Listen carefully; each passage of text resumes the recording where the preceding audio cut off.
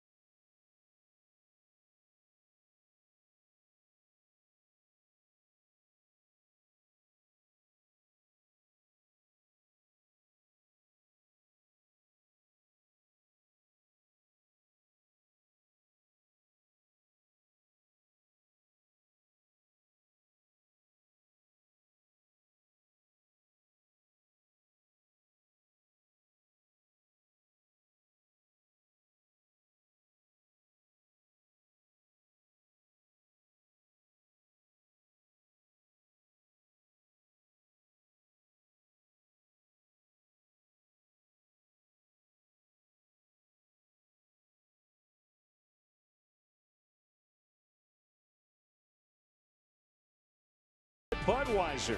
A reminder from Budweiser, great times are waiting, designated driver. Honda.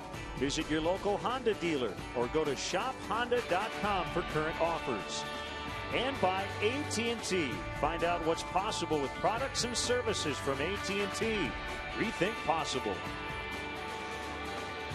Today's game is available in Spanish on your SAP audio setting, provided by WRTO La Tremenda, Chicago's Spanish language sports leader.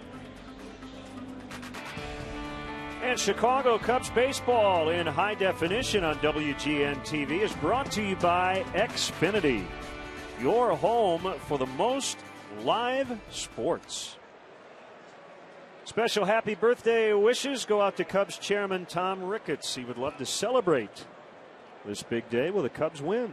There's Andrelton Simmons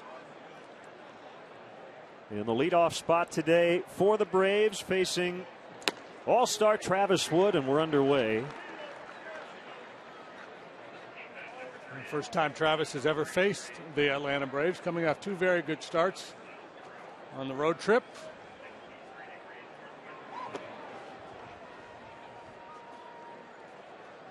Chris Conroy will handle the plate. The crew chief is Gary Darling. Jerry Meals at second. Paul Emmel over third. A start for Travis 6 days ago. A no decision and a 3-2 loss. 6 innings, 2 runs against the Pirates in Pittsburgh. Previous start in Cincinnati, 7 shutout innings. A 2-0 winner was Wood that day.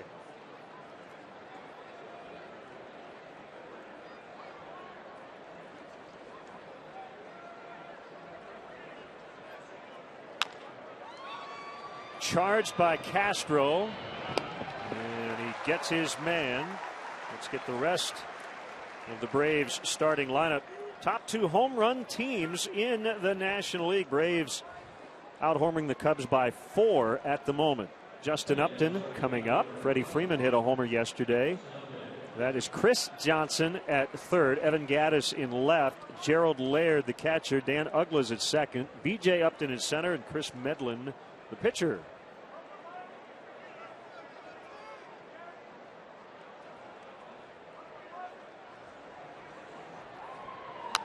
Justin Upton fouls off. Based on my baseball card flight pattern, the wind's blowing in today.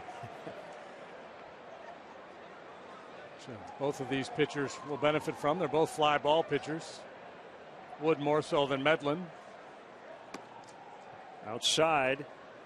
Technically a crosswind out of the northwest, but you're right. I think more or less going to hurt the right-handed hitters. More hurt than help, you would say? Yes.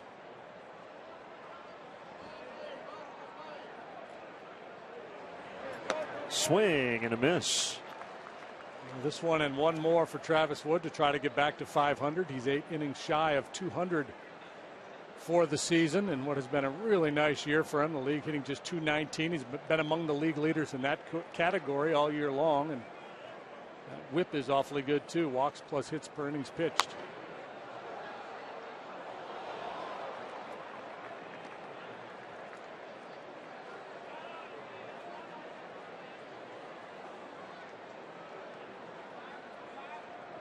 Braves trying to clinch the National League East for the first time since 2005, which was the final of 14 in a row, which is a record streak and may never be broken.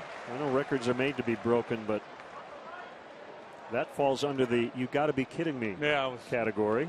He went from worst to first, from 90 to 91, and just kept on rolling.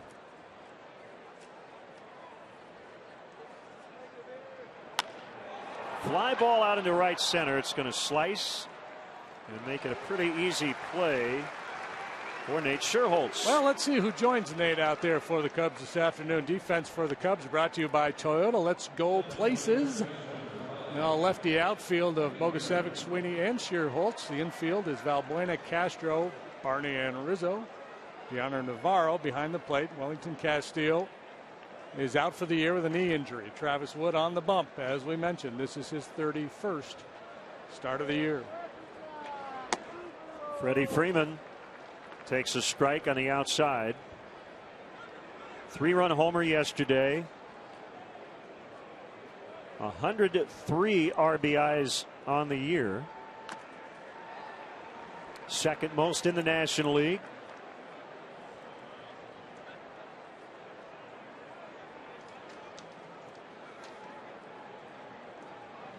I don't think he'll win it, but he will get MVP consideration.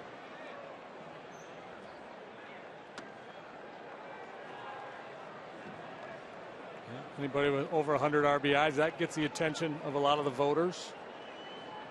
And possibly the team with the best record in the league. Right now the Braves do hold the top spot.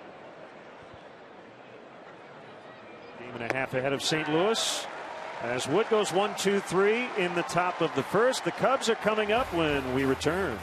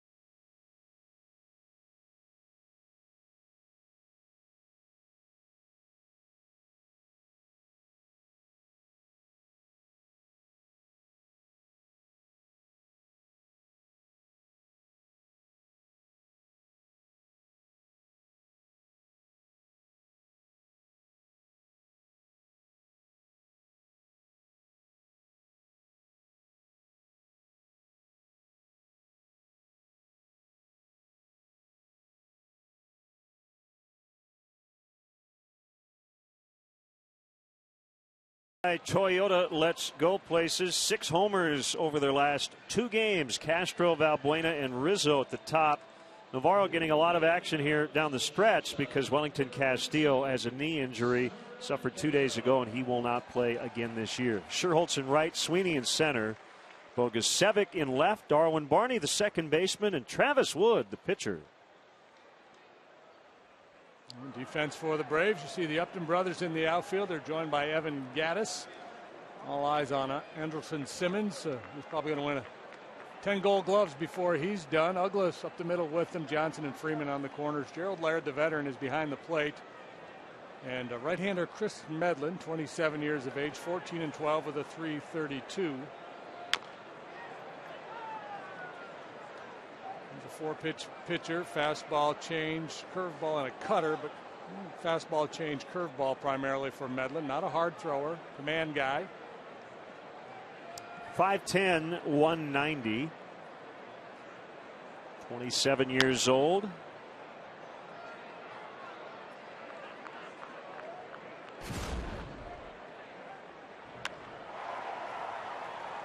The high points for the Cubs yesterday. Castro taking that one from Paul Maholm into the seats. His 10th.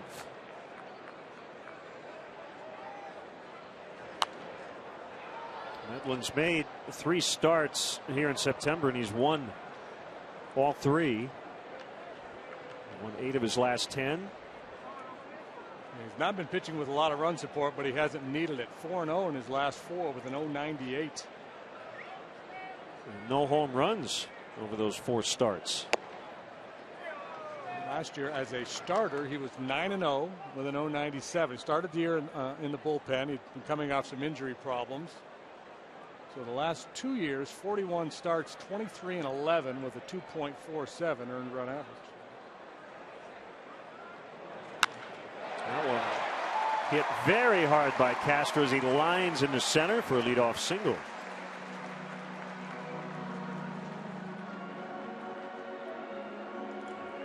Good start.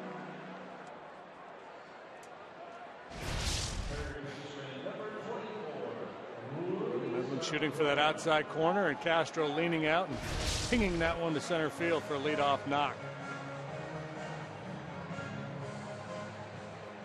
It'll bring up Luis Valbuena. Game-winning homer on Thursday in Milwaukee. Pinch hit RBI single in the 6th yesterday.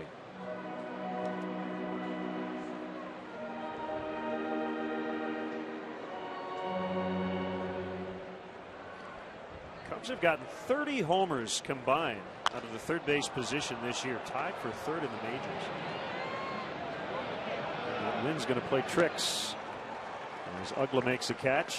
He would have gotten it out either way because Castro is standing on first. Valbuena retired on the pop-up.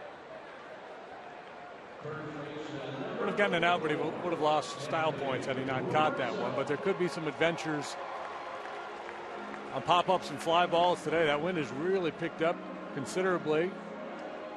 Got some bright clouds overhead.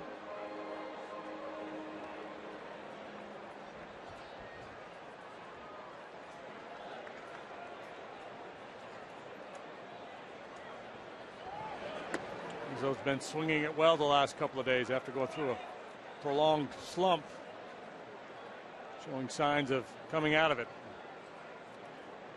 5 hits over the last 2 games. He had 5 combined over the previous 11.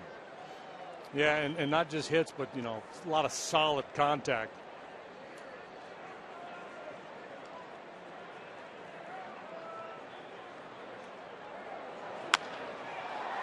Pretty well to left, but Gattis will make the catch, 2 outs. So the home jersey Anthony Rizzo will wear next year will look like it should, right?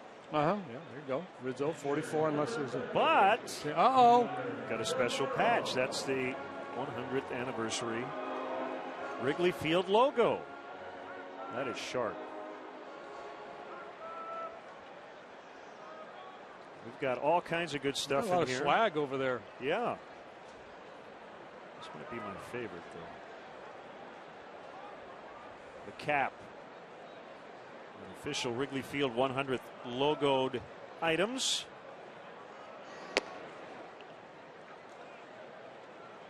Are available at Wrigley Field beginning this afternoon. Cub store across the street on Clark as well. Yeah, I like that. That's sharp.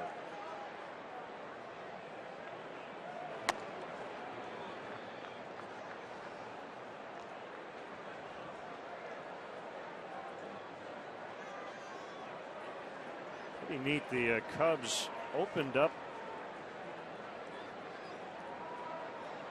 a competition to design the Wrigley Field 100 logo. Brandon Ort, saw him on the leadoff man. He had the winning design from New Bremen, Ohio, and invited to the ballpark today.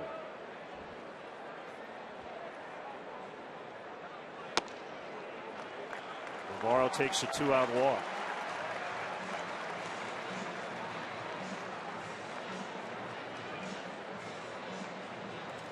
Love to hear from you. Lennon JD at Tribune.com. We're on Facebook and Twitter as well.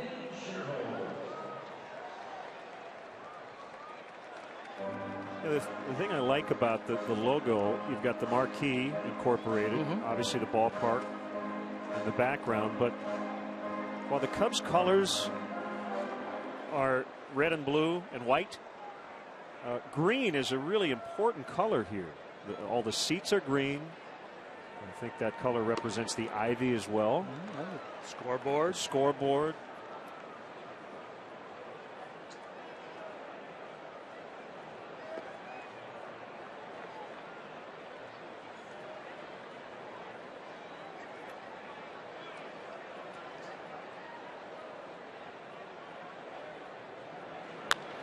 Old foul by Sherholtz. The official color of baseball, Len. Green. It is. For many people, it's their first impression. They first walk into a major league ballpark for the first time. They see the green grass, grabs your attention.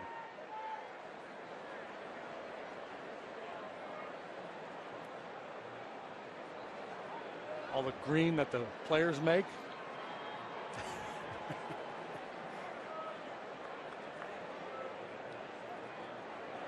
Environmentally friendly. Green.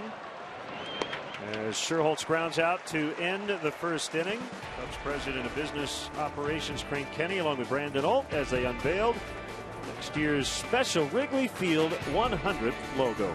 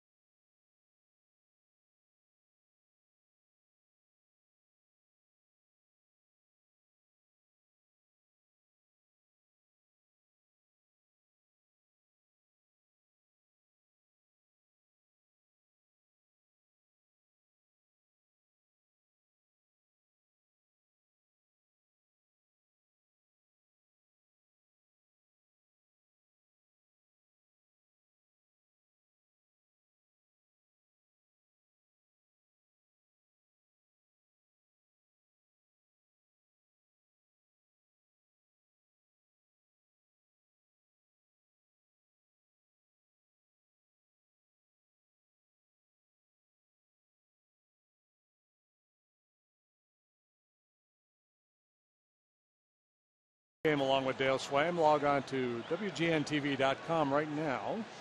click on the WGN Sports Game Zone banner to connect to all the up-to-the-minute stats and information while you're watching from the comfort of your couch. Game Zone is sponsored by The Great Escape, pools, patio sets, play sets, hot tubs, and more. Maybe you're watching from the comfort of your hot tub. On a cool late summer, early fall, whatever this is. Is this the first day of fall? Tomorrow, maybe? Yeah, we're in that area. Generally, yes, I'm going to go with. Yeah. Travis started the day 8 innings short of 200, so now he's 7 away from that. Chris Johnson neck and neck with Michael Kadire for the National League batting title. Both technically at .331, Kadire percentage points ahead of Johnson, who had 3 hits yesterday, including a homer and a double. What a year. And he was an afterthought in the Justin Upton deal. Not anymore. Yeah, he was battling for playing time early on with Juan Francisco at third base. 4th hit of the weekend already for Chris Johnson. Yeah, and I think he's made some adjustments, shortened his swing a little bit. I saw him with Houston, and CJ was a real streaky hitter, but he had kind of a long swing, and you don't hit .331 unless you make some adjustments. I didn't take it all the way out, but Kadire's probably .331, 5, 2, 3, 4, whatever. Johnson's probably .331, 4, 6, 7. So technically in second as Evan Gaddis fouls back.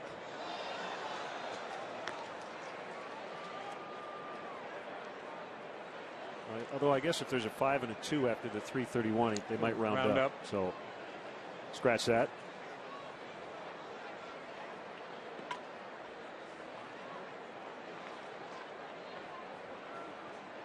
Gaddis, the 9th rookie in Braves history to hit 20 home runs in a single season. Sweeney battling the sun here in the late afternoon, makes a grab. Johnson back to first. 1 out.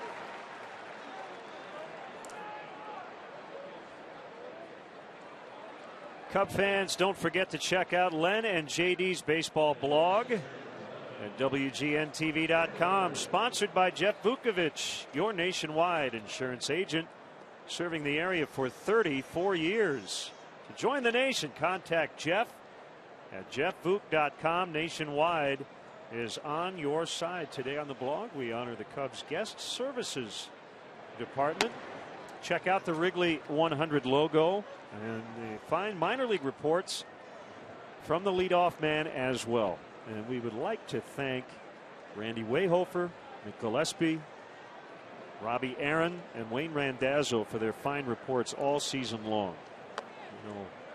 Cub fans want to keep a close watch on the prospects, and we were able to do that throughout this season. It's a minor league system that over the last couple of years has gotten better and better. Now one of the more highly regarded organizations in all of baseball in terms of the young talent that's coming up through. Pitch to Gerald Laird is lined foul. Laird has played in each of the last 2 World Series. With the Cardinals 2 years ago when they won it, and with the Tigers last year.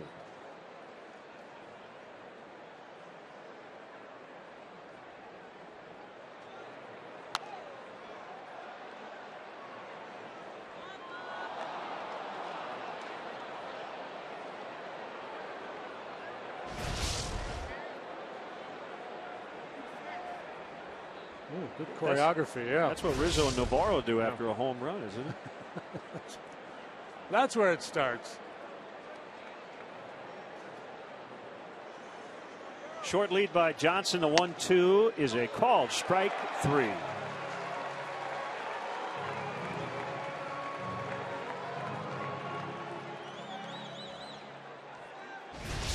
Gerald Laird shaking his head on his way back to the dugout. Looked like a pretty good pitch.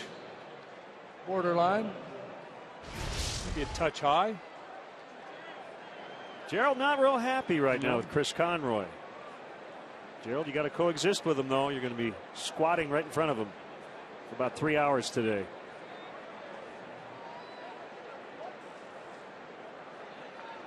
Dan Uggla takes a strike on the outside corner. That's the pitch for Travis Wood.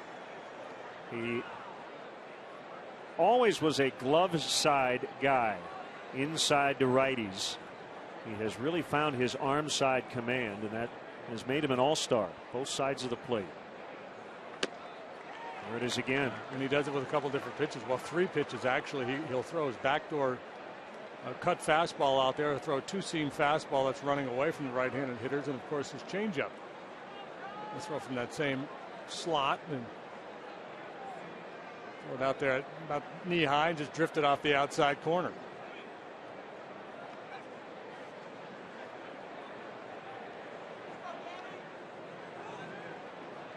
And against a guy like Wood, right-handed hitters are always aware of that cutter in. They don't want to get jammed, so they're thinking about trying to be quick in, and that makes it tough for them to react to the ball away. Way up in the air. Castro took a look at Barney, but he will make the catch right near second base. Leadoff single, but no runs. Scoreless early from Wrigley.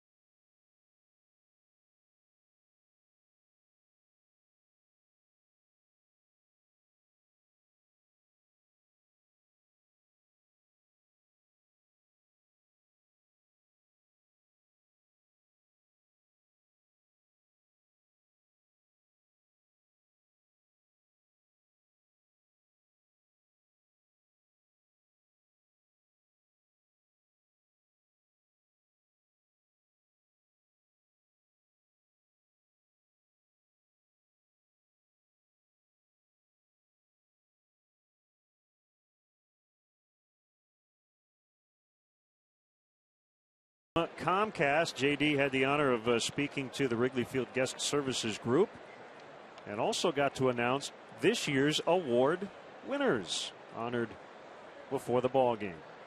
Yeah, Ray McDowell was the Guest Services Ambassador of the Year. Kelly Raybone for she was the Parking and Transportation Ambassador. Corey Robinson, Security Services Ambassador. Apparently a noted rapper and dancer among his colleagues. And the Rookie of the Year, Lindsey Wonker, she had a solid year all the way through. And the Supervisor of the Year, because you got to have a boss, Deb Buckwhites.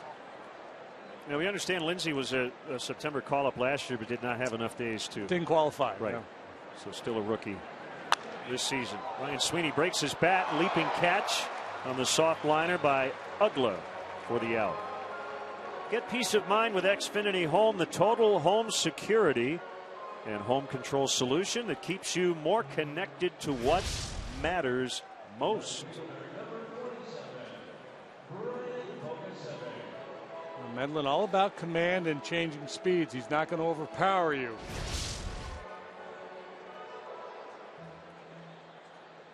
Up the middle, other way, always a good approach against a guy like Medlin and be ready to jump on any mistakes. He has allowed 18 home runs. He's unbiased, left and right-handed batters both hitting exactly .264 against him prior to today's ball game.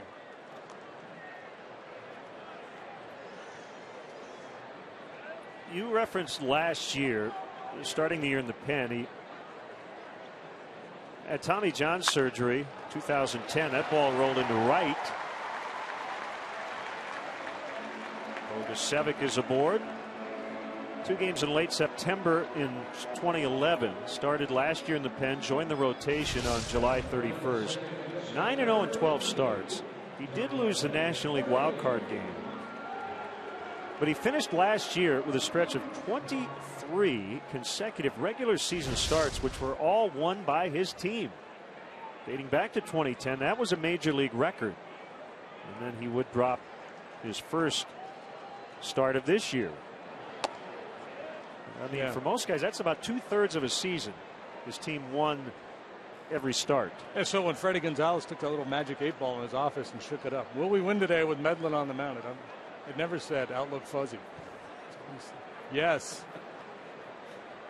There goes Bogusevic, and Barney chopped at that one and lined it foul. We saw one earlier, maybe a week or two ago, where it was almost a vertical swing, like he was trying to break open the pinata, but hit and run play, and that's the obligation. The hitter's supposed to take a whack at it to protect that base runner. And in that instance, I think he was protecting himself. Because if he doesn't hit it, it probably hits him in the chest.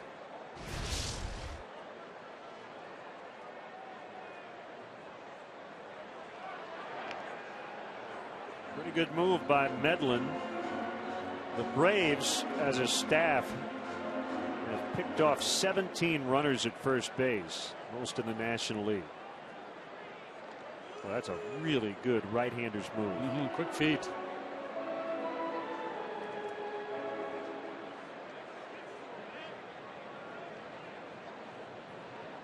Bogusevic runs again. Barney pops foul into the Braves bullpen.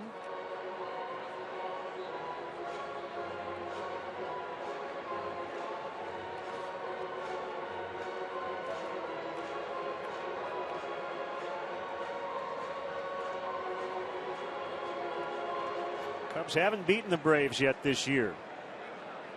It's been a difficult task to try to just straight steal against Chris Medlin.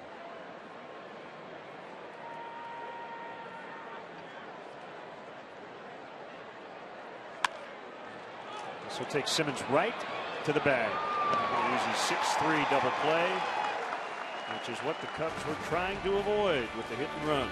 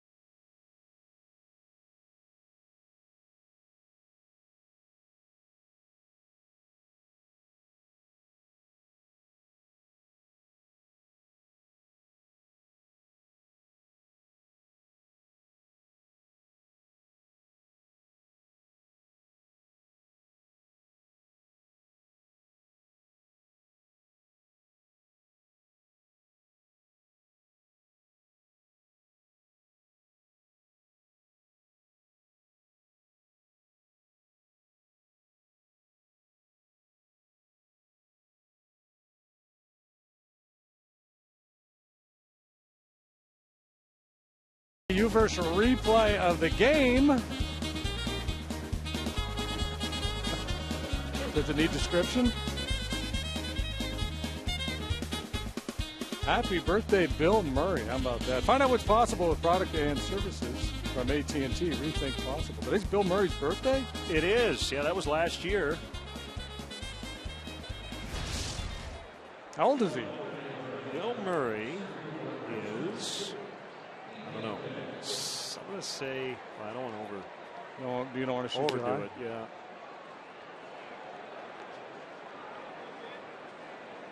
He is 63. A young 63. Young at heart. Born on this date, 1950 in Wilmette. Here's B.J. Upton. Been a tough year for him in his first season with the Braves. Got a 5-year contract worth $75.25 million, the largest ever handed out by the Braves to a free agent.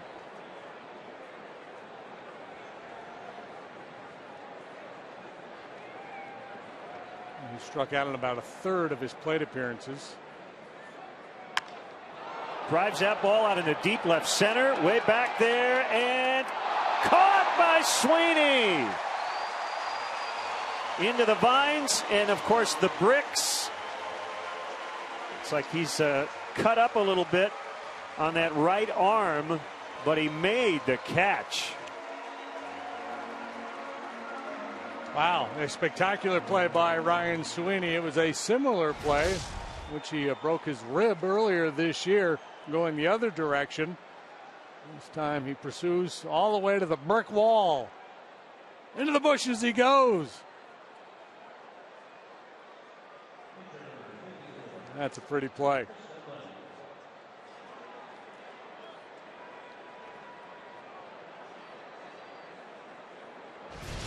He sure can go get him in the outfield. Scraped up the arm. Need a little back team. See, that's B.J. Upton's season, right? I mean, if the wind is not blowing in the direction it is, that ball is halfway up the bleachers, if not over the bleachers. But the wind held it up. Contrast that with Chris Johnson yesterday, hitting those 2 flares for base hits to go along with his home run. He juiced that home run. And CJ's hitting .331, tied for the league lead. It's an unfair game.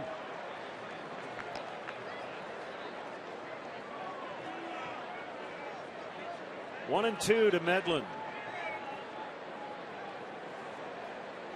Handles the bat well. .176 with a home run this year. He's a switch hitter.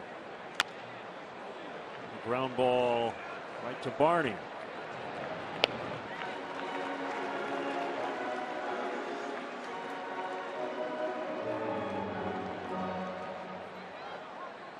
Back to the top, and Simmons. So wouldn't you know it, the Orioles and Rays had to play a 1 o'clock game after their game last night ended, what, after 2 a.m.? 18 innings. Rays won today 5-1. After a 5-4 win in 18 last night, David DeJesus with the game-ending RBI single.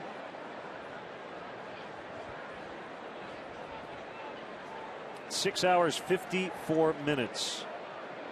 And so from our last pitch yesterday to our first pitch today, the Orioles and Rays played 27 innings. Still scoreless. What a play by Sweeney.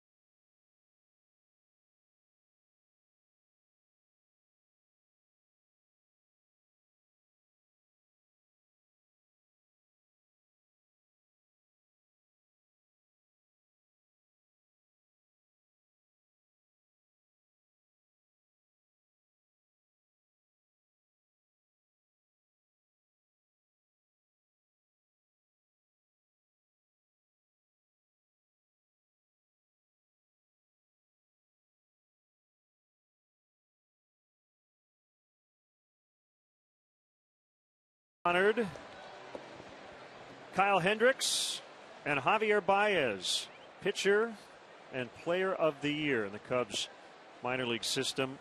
We talked all year about Baez, 37 home runs combined, high A and double A. And Hendricks, 13 wins combined at double A and triple A with an ERA of 2. And up in the booth to talk about those guys in the farm system, Cubs Senior Vice President of Scouting and Player Development, Jason McLeod. It's a good day. Great day for those kids. And I said to JD, watching Baez around the cage, I was thinking, what's going through his mind right now? Yeah, Javi's he's a quieter kid, not overly, doesn't talk a lot in these settings here, but certainly he's a confident kid, and that speaks to what he went and did this year and having the monster season that he had. Where did you have Kyle Hendricks going into the season in terms of his ceiling, and what did this year do to that? Yeah, obviously we liked him, making the trade for him last year and acquiring him, and I don't think we envisioned that he would go out and have the season that he did. But we saw him as a starting pitcher, strike thrower, could go out and compete for sure, and he really took it to another level this year in the way he went about his business. So efficient in his strike throwing. He's not a big velocity guy, but he can still miss bats because he mixes his pitches so well. He's got 4 of them. Introduced a cutter and a slider that he brought out with him, and once the end of April, from then on, he just really took off. And to have a sub-2 ERA, for as long as he did in Double A, and then to go get challenged in Triple A and compete well there was a really tremendous year for him. You project him as a guy then that comes to camp next spring with a chance to compete for a job? Yeah, I wouldn't go that far yet, but he certainly has made a lot of people pay attention to what he's doing and how he does it. Certainly, I know the staff, asks a lot of questions about him, and we've been able to watch so many of his outings when he's been at home this year. So, he's put himself on the radar for sure, and I'm sure, he'll come in and get more eyes on him in spring than he would have otherwise. This farm system is in a really intriguing place right now. As you look at the overview, not only do you have guys you've signed or drafted, but I think about all the kids the Cubs have traded for. You mentioned Hendricks. All the Daytona pitchers, they didn't give up a run. It was like 1 run in the postseason run. Trades made earlier this year. It's really impressive what you guys have added to the system via trade. Yeah, Theo and Jed haven't made any secret of it and trying to build up the talent base, especially on the pitching side of things. So there's been a lot of acquisitions, pitcher acquisitions and trade. And so far, those are looking fairly good for us. And, we're real excited about the future of those guys and those players that we've drafted over the last couple of years. And I know all of us in the organization feel, we feel really good about, where we are in the minor leagues. Some of those, prospects that you've been hearing about over the past year now going into 14 are going to be pushing at the upper levels. And, hopefully we'll see him here in the not too distant future. The 1-2 to Valbuena. He's tapped foul to the pull side. No, so, all year long they've talked about, the big 4 hitting prospects and of course, some of the kids we got in the trades, the pitching arms that you've acquired. Is there anybody that is beneath the radar, some prospects out there that maybe haven't been a part of the conversation? There's a position player-wise, there's a kid that we had playing third base. It's a fair ball. Valbuena on his way to second with a double. In Double A, Christian Villanueva, who we acquired in the trade last summer, somewhat quietly went out and had a very good year, a productive year in Double A, hitting for 40 doubles and close to 20 home runs and playing very good defense at third, age appropriate for that league. So, with Javi and the big 4, as you say, and Alcantara now too, that was on that Tennessee team, you don't hear about him as much, but we're really excited about what the future holds for him. On the pitching side, it's been a lot of volume. So we've had a lot of guys have kind of under the radar, quieter good years. And one of the guys that we did draft in the second round last year, Pish Johnson, was someone who had a very, very good year. And what really made us happy is he stepped up his game as he got promoted to Daytona and finished the year stronger than when he came out of the gate. So we're really excited about that. Swinging strike on Anthony Rizzo. Jorge Soler, the shin injury, I know was very unfortunate. Is he okay for the fall league? As of now, all things look are green light for him, and he certainly needs to get back Pointed to third. Yeah, we need to get him back on the field and get some ABs under him because he was off to such a good start in Daytona. And then to lose the rest of the year like that with the shin injury was, it was a tough break for him. And big things in store for him. So he's going to go there, get as many ABs as he can, and hopefully come into 14 strong and ready to go a full season. Comes with a runner at third for the first time. 1-1 to Rizzo, now 1-2. How about having Kane County so close to your office here at Wrigley Field? It worked out great for us this year. The convenience of being able to scoot down there for an afternoon game. I know Theo went down there, and all of us have gone down there for the day game and then come back here when we had night games. Being able to have Scott Baker rehab down there and drive down the road to watch him up close was very beneficial for us. We'll keep you for a couple more minutes, Jason. Absolutely. Jason McLeod with us as we talk about the Cubs organization as a whole. 0-0.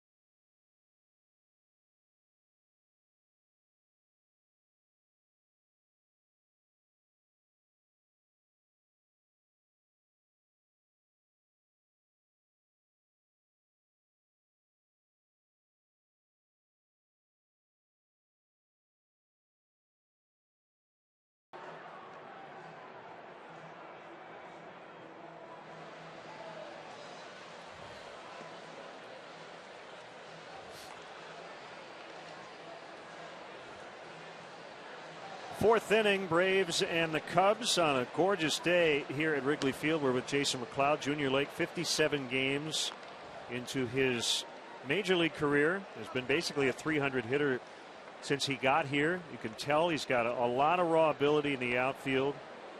Still has some things to work on, which everyone acknowledged when he got here. But your thoughts on his first couple of months?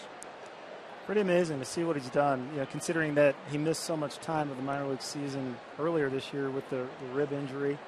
To come up here, perform offensively like he is, and really be thrown into the outfield with very few innings out there in his minor league playing career. He did go out there in the winter ball last year for a few games, but he's really learning the positions as he's playing up here in the big leagues. And a lot of guys will tell you, once you get that second or third deck up there, the ball just looks different coming off the bat, and gauging the wind out here. So we've seen some adventuresome routes from him and some late jumps every now and then, but I think he's certainly exceeded my expectations of on both sides of the ball so far. And what I like about him, given that inexperience in the outfield, he's not timid. Because a lot of times young players just they kind of shy away, especially if they're in an uncomfortable position. And then there's nothing about him that says shy away. He's kind of go, go, go. Exactly, and that's a lot of how he played in the minor leagues, and some of the things we try to talk about in the player plan with him, and slowing the game down a little bit. But he plays with a high motor, certainly playing with a lot of confidence now, and seeing him when he's out in left field running as hard as he does toward the walls, he's going full bore and certainly wants to make the plays. 2 strikes to Justin Upton. Just off the outside corner. And it's 1-2. How about Chris Bryant's development? Didn't play a lot, but a couple different levels after the draft. Yeah, he signed late, closer to the deadline, and a little bit of a slow start, as we would expect for him when he missed, I think, 5 or 6 weeks coming out of the draft. What was it, 0 for 5 with 5 strikeouts? Which yeah, he'll probably I was hoping never he do. would bring that one up. But Never again. I mean, we were laughing about it. It'll probably never happen again in his life. Well, it got to the point where we were in Arizona with the team on the road that night, and we were up in the booth, and we're tracking every AB as it happens. And after the second strikeout, we're like, okay. And then the third strikeout happens, and now we're like, oh, my goodness, what's happening here? And then the fourth one comes, and we almost started laughing. We're like, well, we're going to get hammered over this. And our hitting coordinator was there, and as the fifth strikeout was in process, he just texted Brandon Hyde. He said, this isn't going to be good. And, so that was one for the ages. But that was it. I mean, he just took off right after that. Get it out of his system. He did, and to see him have that summer, I wouldn't say that we expected it, but certainly when you draft a college player, number 2 overall position player, you think he can go compete in the Florida State League, and he did that and more. And he learned his teammates. He was learning about being a professional, and then to have the success he had on top of it was great. And his attitude was wonderful. And I know he's looking forward to getting out to Arizona and continuing that on and getting into spring training next year. 3-0 on Freeman. Sure, he has a green light. Here's a pitch outside, ball 4. No specific player, Jason, but just your philosophy. And we've talked to Jed and Theo about guys at different levels kind of dominating their level before moving up to the next level. Do you have a philosophy that's like this is the way it is for everybody, or are there certain guys along the way who you feel might not be totally ready for the next step, but you want to push them a little bit just to see how they handle it? Yeah, are there exceptions? I think in a vacuum, everyone would dominate a level and then they would move up. But we try to. That's not going to happen. And players they're all individual. In terms of what their skill level is, in terms of mentally what they're prepared for. So, in a way, you have to individualize it to the player. And ideally, you would like to see the Javi Baez domination at a level before you move that player to the next level. But guys who don't have that type of offensive game, you have to tailor it to, okay, what kind of player do we think they're going to be in the big leagues with the Cubs? Or is this player doing those things at this level? And if he is, if he's checked the boxes on his individual player plan, then we'll make that decision to move him at that time. Do you buy the idea that some guys get bored? That you see a guy who has better numbers in the big leagues than he did in the minors, or is that just kind of an easy excuse sometimes? I don't want to say guys get bored. I do think there are certain players who rise to the challenge sometimes, and you need to be pushed almost. I've seen those types of players, and it's hard to explain. I think you can go in and evaluate them and scout them and talk to the coaches and the scouts, but sometimes you just throw them into a fire, so to speak, and it lights them up, and they're ready for the challenge of it. I think Jeff Samardzija was that kind of pitcher as he went through the Cubs system. For sure. Here's Gaddis. Navarro kept it in front of him. I have a pitcher question with JD here. How involved are you and the instructors and the coaches and the managers at different levels with different pitches that pitchers may want to experiment with? Do you encourage that? Does it all depend on success and failure of a certain pitcher? It's all of it. There's certainly a communication channel that has to take place between the player, the pitching coach at that level, the pitching coordinator. There's a base hit. Freeman will be held, and the ball gets past. Normally sure-handed Nate Scherholtz. Safe at second. The Braves have the lead.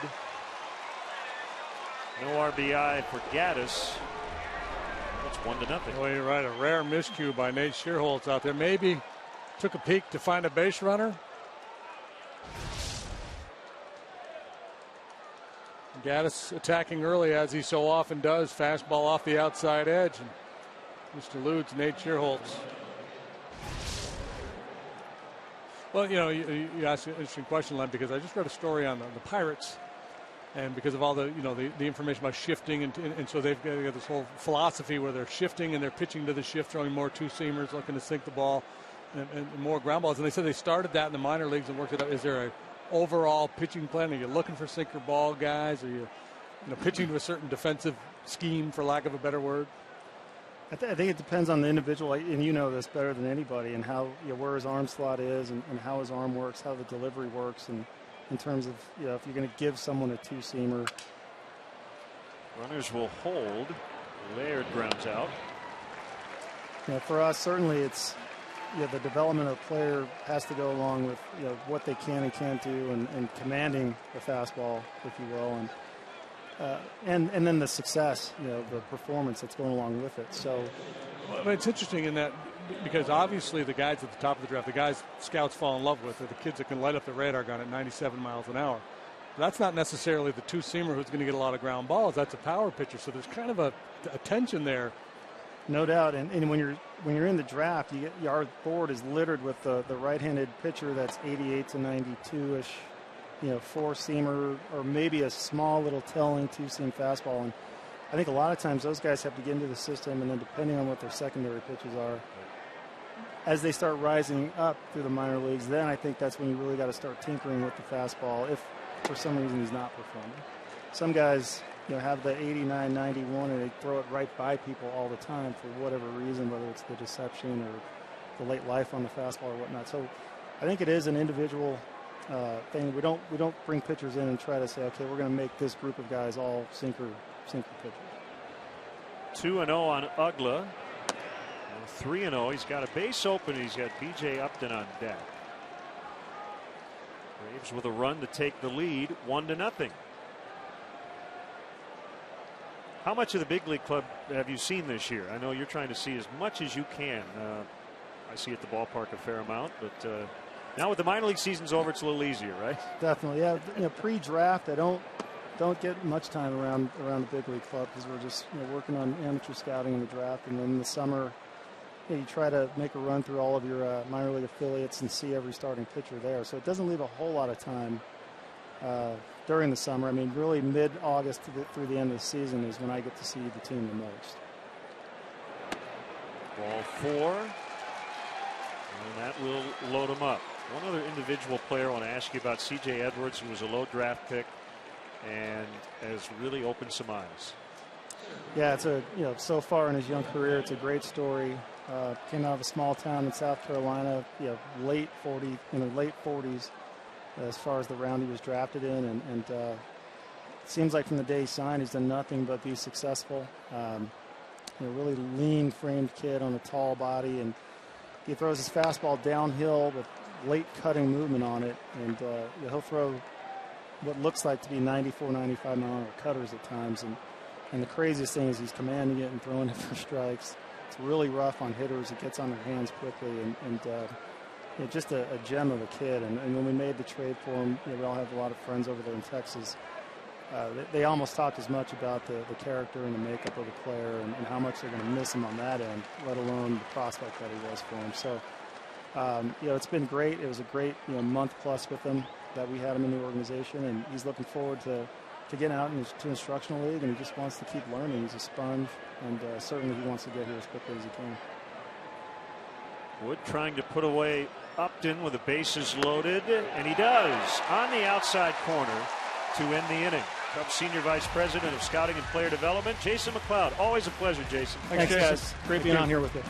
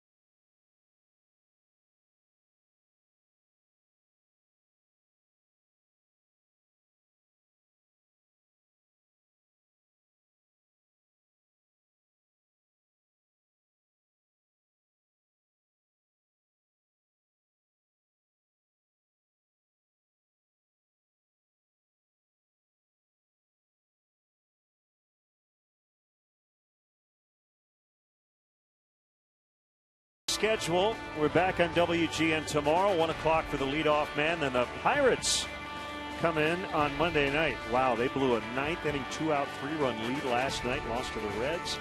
Ford, go further in any one of Ford's many fuel-efficient vehicles. Check out America's freshest lineup at your local Ford store or at localfordstores.com. Joey Votto last night, a game-winning homer in the 10th. Huge error by Jordy Mercer on a routine ball with 2 outs in the top of the 9th. Opened the door for the Pirates, or for the Reds rather. So those two teams are tied for the wild card lead, both 2 back of St. Louis. And there are your NL Central standings. Clubs have one more series together, the Reds and the Pirates too. So the Cardinals in pretty good shape right now. I doubt that Mike Matheny would tell you he feels all that comfortable.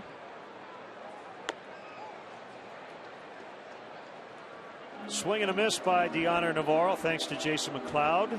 Enjoyed that conversation. Good stuff.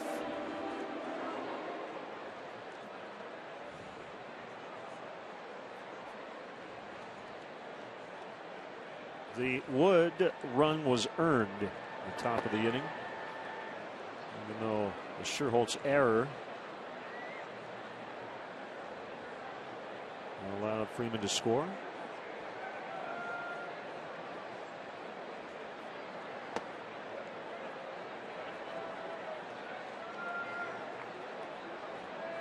Two and one.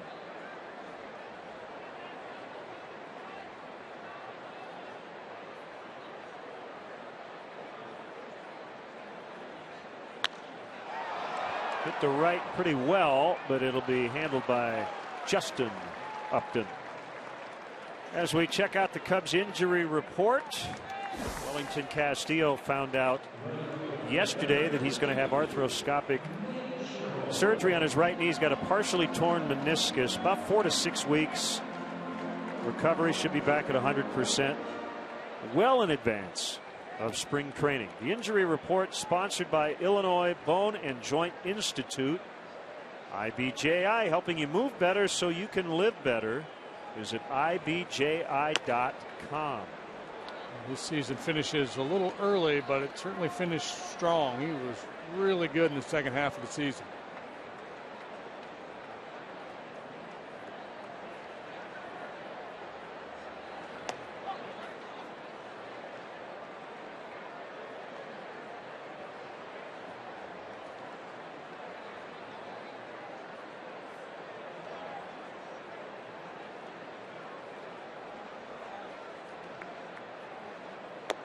Swing and a miss. Likes that changeup to the left-handed hitters.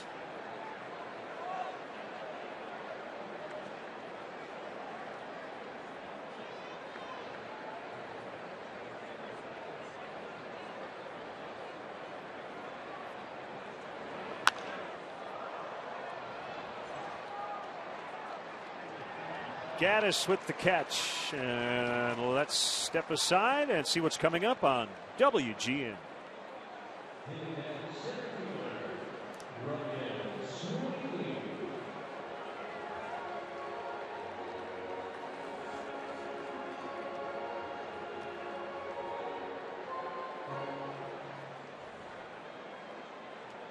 Sweeney lined out in a broken back liner his first time.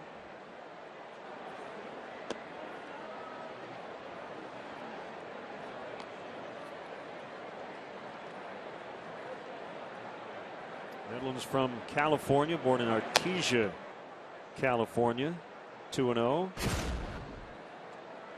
Let's take a look at Ryan Sweeney on defense.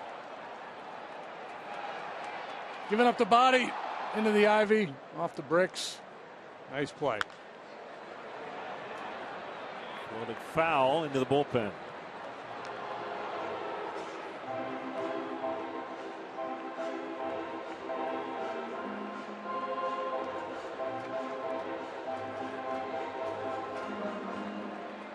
Did a lot of running in the outfield here over the years as a visiting player. Never flung myself into the brick wall just to see what it would feel like.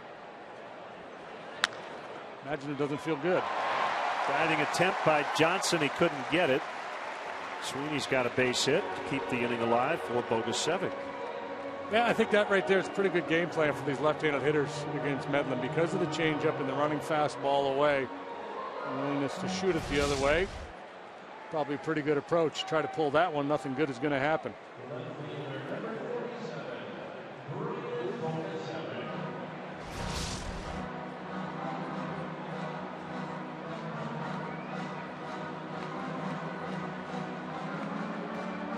Now Bogusevic singled his first time up.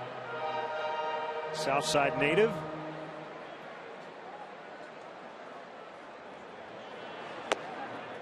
Swing and a miss. Yeah, it was extra innings night last night in the big leagues. We mentioned the 18 innings it took Tampa Bay to beat Baltimore. Angels went 11 to beat Seattle.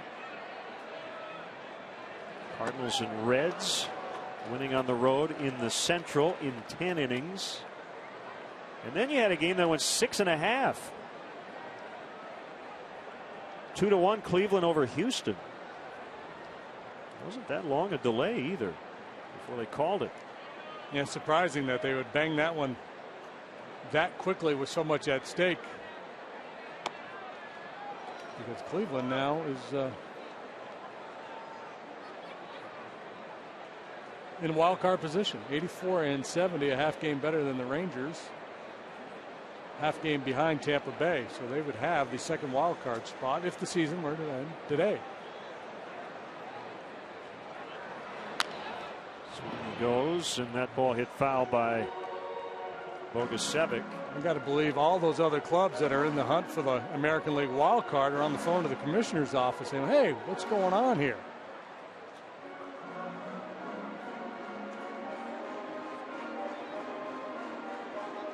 The Red Sox clinched the East last night.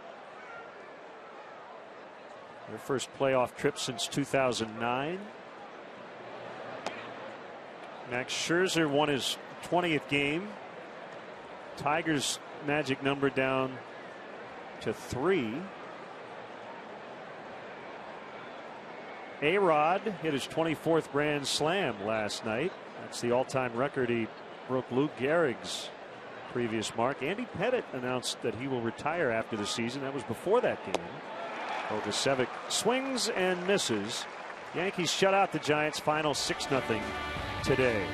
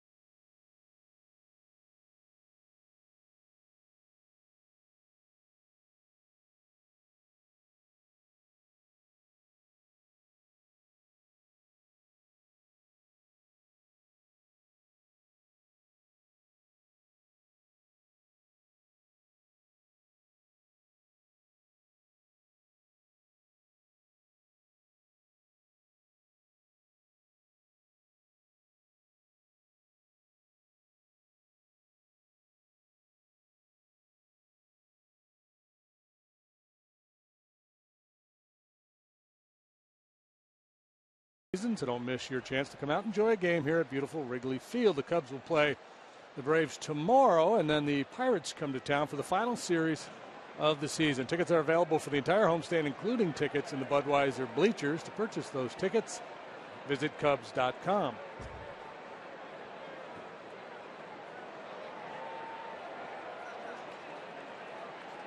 One nothing Braves.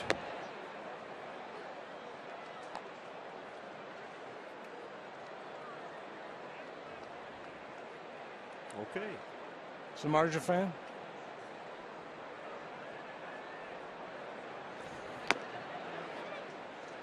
Oh, 2 to Medlin.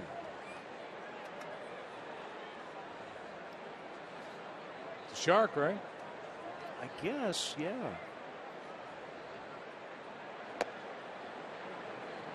If I had to take a stab at it, I'd say it's a shark.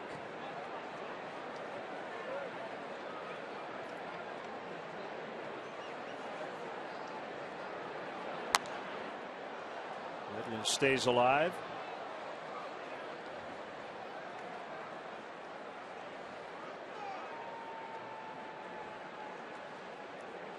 Travis Wood on the mound in sunlight, but that ball passes through shadow on its way to home plate. A little more challenging for the hitters.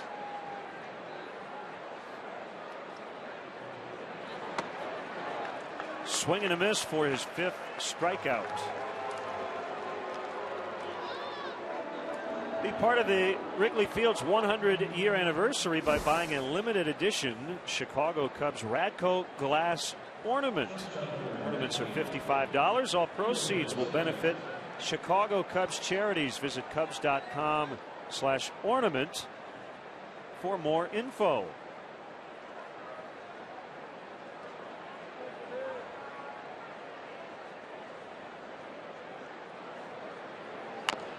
Simmons chops it foul. Now that will look great on anyone's holiday tree right there. You see that bad boy. He's nice. Careful. We also have. Sorry down there. I got it. All right. We got a lineup card with the Wrigley Field 100 logo on it.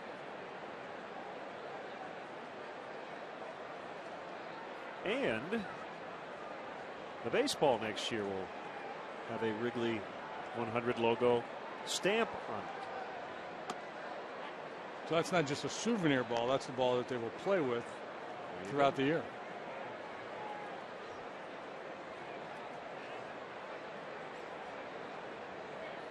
Well, that's an official Major League Baseball. Signed by Alan H. Seelig. Knocked down by Wood. We get Simmons.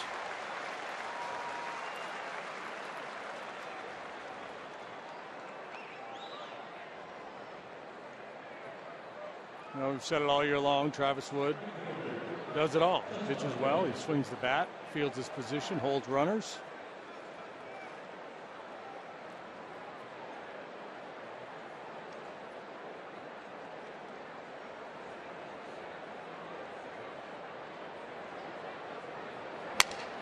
Broken bat roller. It's played by Valbuena to avoid the bat as Upton grounds out. 1-0 Braves in the 5th.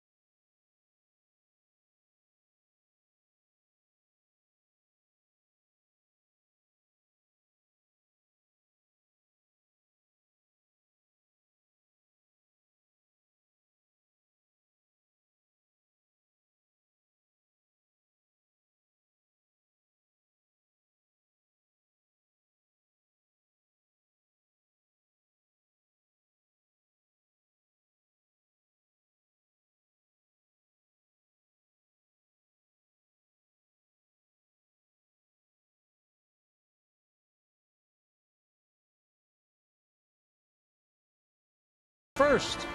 It's the sound of history being made. Here we go. Huge crowd here at Wrigley late Saturday afternoon. And the home team trails the Atlanta Braves 1-0.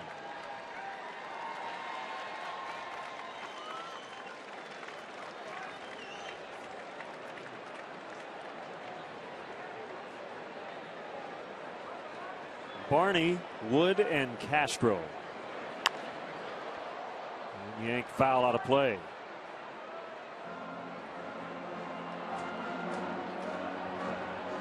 That's what it's all about. Fathers and sons coming to the ballpark with their gloves.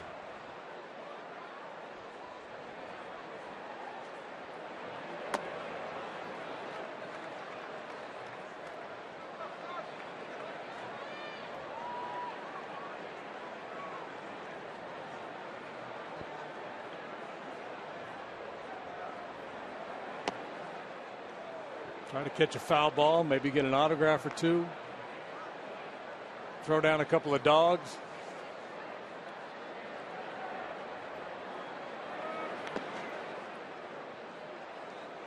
So we had the story yesterday. The night before, Thursday evening, the Dodgers clinched the West at Chase Field. Ended up getting a little silly. A bunch of guys jumped in the pool. Beyond the wall in right center. Diamondbacks took umbrage with that. Johnson will get Darwin Barney.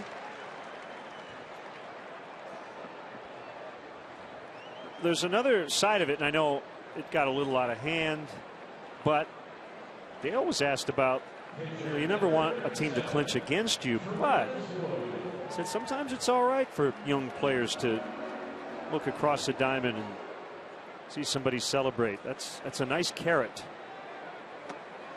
A reminder why you play the game. Yeah. Why you want to get a little bit better every year.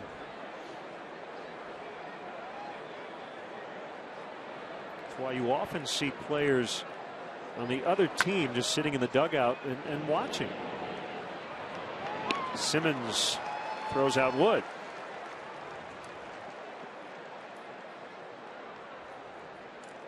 In addition to celebrating Wrigley Field's 100th, construction for the 2014 spring training home of the Cubs is nearly complete. The new Mesa facility will have features reminiscent of Wrigley Field with a unique Arizona feel.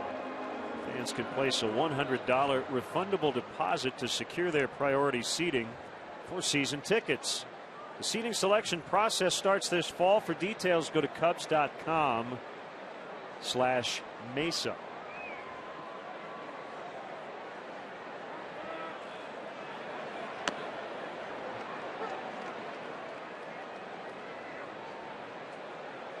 I'm cynical. I always felt like those guys that stayed in the dugout after their team lost a tough playoff series wanted to be the guys ever seen on TV,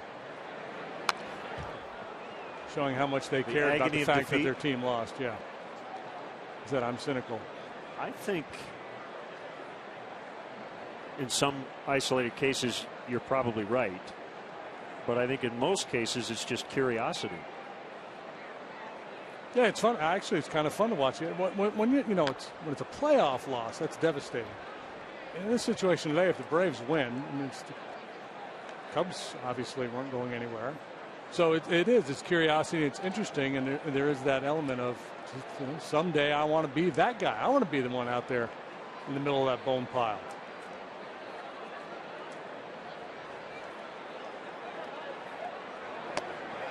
Good rising fastball gets Castro, and the Cubs go down 1-2-3 for the first time today.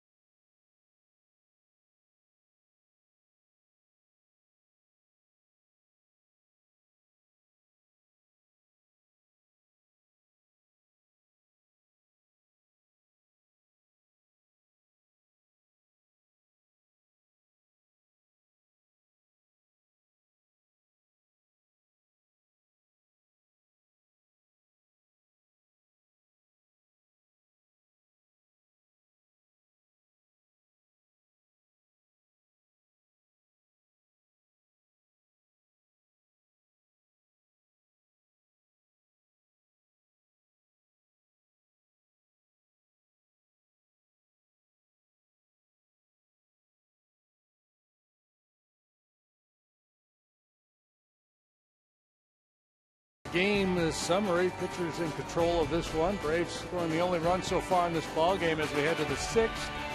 Eddie Freeman scored it in the 4th. Valbuena has a double for the Cubs, but they have not yet crossed home plate. Your Chicagoland and Northwest Indiana Honda dealers, as reliable as the cars themselves. For me, so far, the biggest at-bat in this game, the strikeout by Wood of B.J. Upton with the bases loaded in the 4th, holding the Braves to just that singleton when they could have had a lot more. That's what good pitchers do, limit the damage.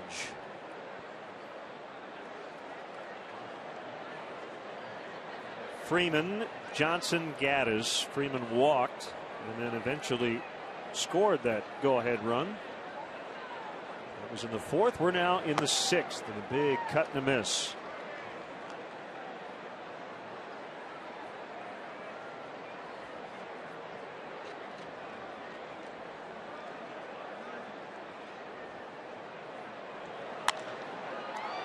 Yanked into right. It's a leadoff single for Freeman.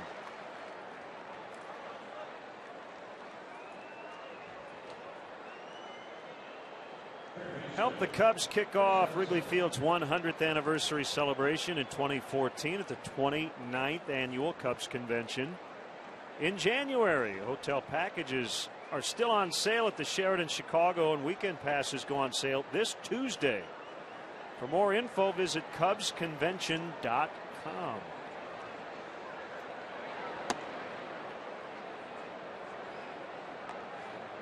A series for Chris Johnson. 5 out of 6. All right, so I used to watch this guy take 4 or 5 plate appearances every day. What has changed about him?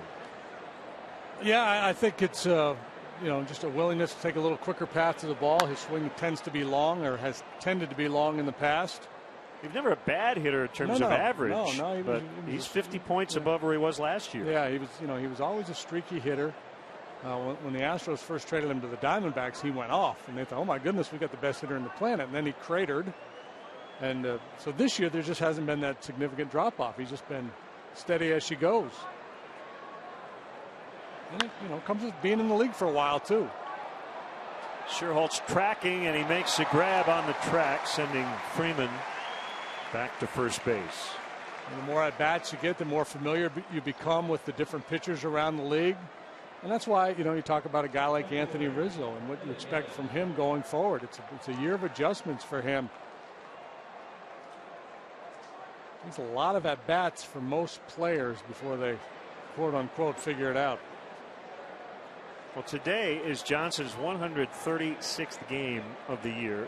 That equals last year's total between the Astros and the Diamondbacks. Before that, he hadn't played in more than 107 games, so he's not a young player per se, but he hasn't even played in 500 big league games yet.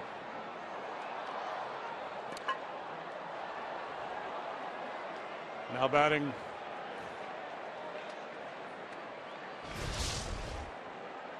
Sandlot Slugger. You made that reference in the first week of the season. A great fan was watching, listening to our conversation, and sent you this guy. This guy right here, Sandlot Slugger. Remember him? If you're a certain age, this little guy. Tell me that stance right there is not Evan Gaddis. No gloves. Is he sticking his tongue out? Yeah, we got to get Gaddis to stick his tongue out. Just rocking and ready to rip. Oh. Careful, he's loaded. He's ready to swing. Don't get hit in the lips there. Here, let's give him the ball. No, not right there. No, he's going to hit it off the wall behind us. Okay. Steady as she goes now. This is a. I caught that, by the way. Oh, wow. That's a good That's save. good old-fashioned toy making right there, baby.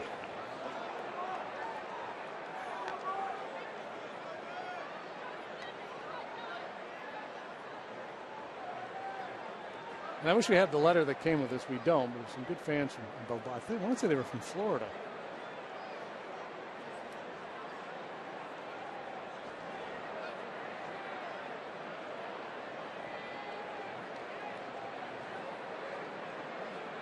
some hitters talk about, you know, their approach at the plate, and they're looking inner half, they're looking outer, they're looking fastball, and they hunt fastballs. I think Evan Gattis just hunts the baseball. He's just looking for the ball out of the pitcher's hands, and he's ready to let it fly.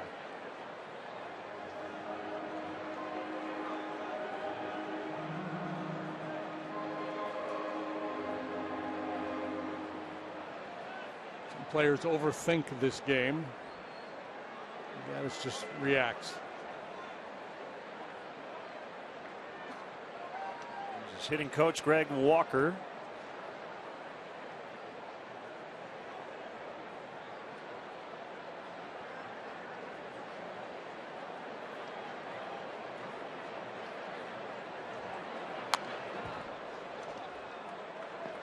Vicious swing there by Gattis. Still 2-2.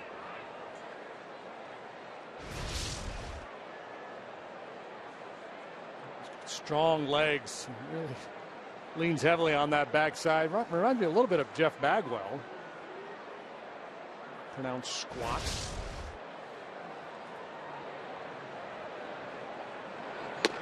Swing and a miss. Strike 3. 6 for Travis Wood.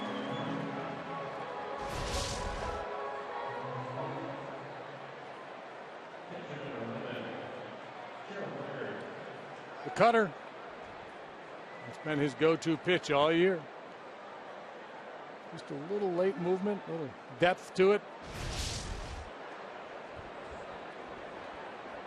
Freeman still at first, now 2 outs, and Laird fouls back to the net.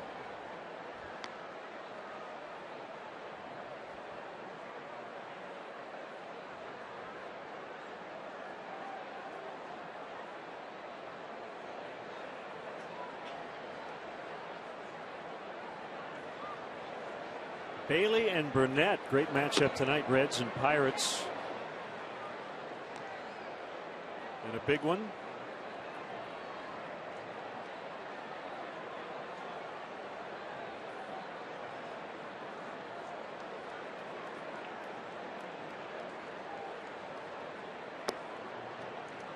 Probably the biggest series those two teams have played against each other. In terms of both teams having it matter since probably what, 1990, 91. Yeah. Reds were a World Series team in 1990 and beat the Pirates in the NLCS. Little pop up on the infield. Valbuena catches it, and that's the inning. It's Atlanta 1 and the Cubs nothing.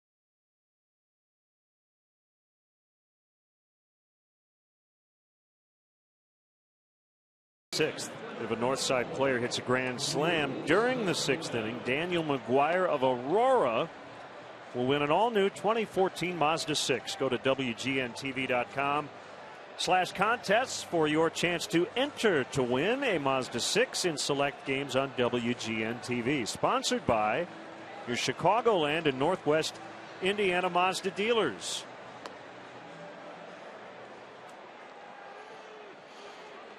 What's up, dog? Oh, sorry, sup, dog.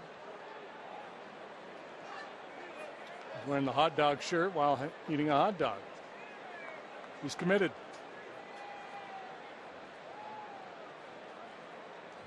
So the grand slam inning. And Luis Valbuena will start it.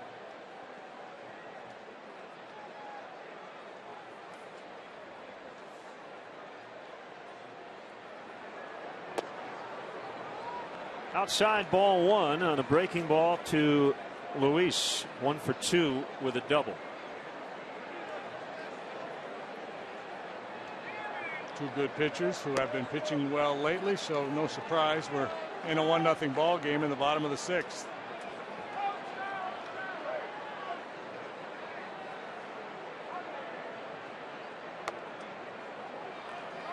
Three and 0.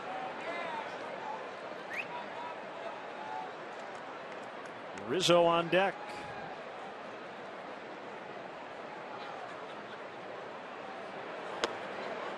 It's a strike on the outer edge. Is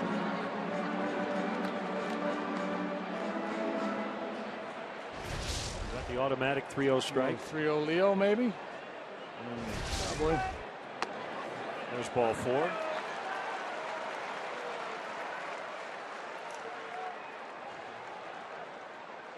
MLB.TV celebrates 11 years.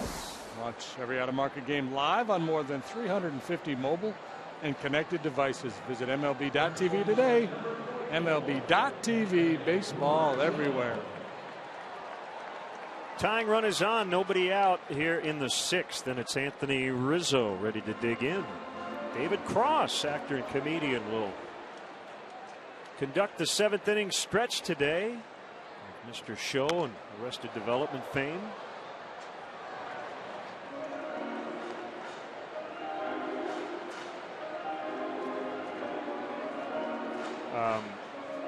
Bob Odenkirk, his partner in crime for Mr. Show, was invited.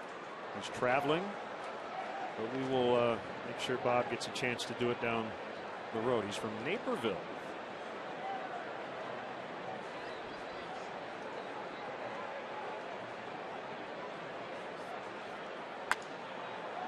Rizzo fouls that one away.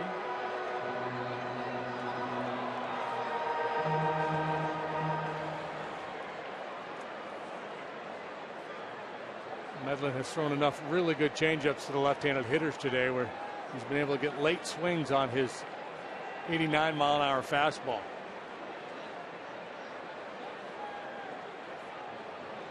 Swing and a miss. Strike 3, number 4 for Medlin. And let's step aside and see what's coming up on WGN.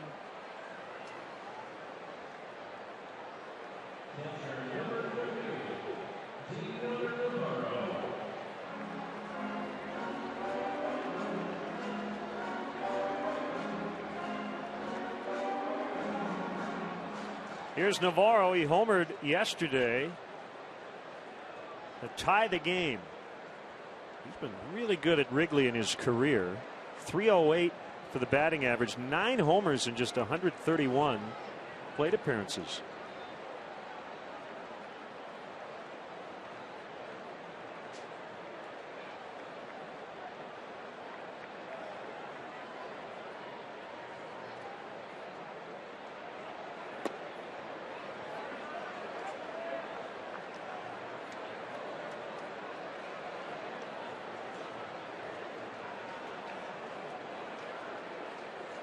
Battle of wills here. Medlin's trying to get Navarro to roll over on a sinking fastball and get a ground ball for a double play. Now looking to get something up that he can drive.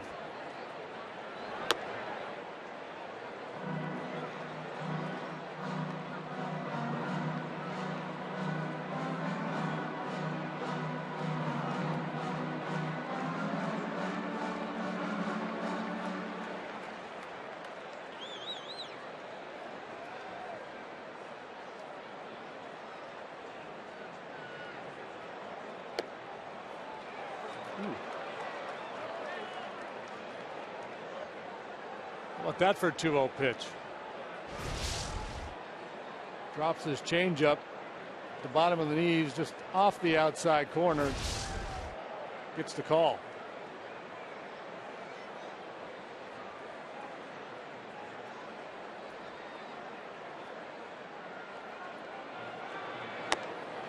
Swing and a miss. 2-2. Alfonso Soriano homered today for the Yankees in their win 6-0 over the Giants.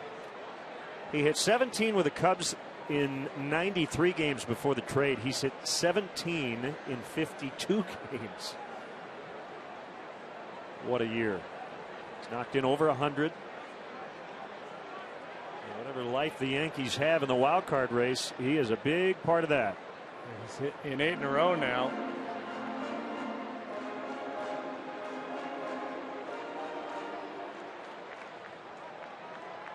Got a pitcher named Corey Black in return and was a big part of Daytona's championship team. Swing and a miss. Pulled the string on him.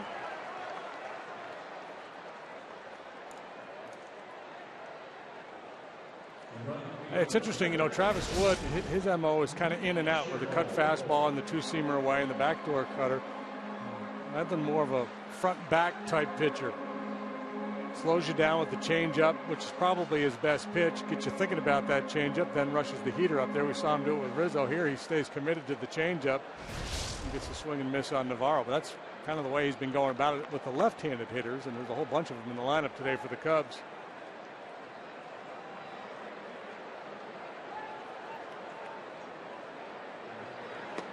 And again, the changeup, and they just don't see it. They're not seeing it at all.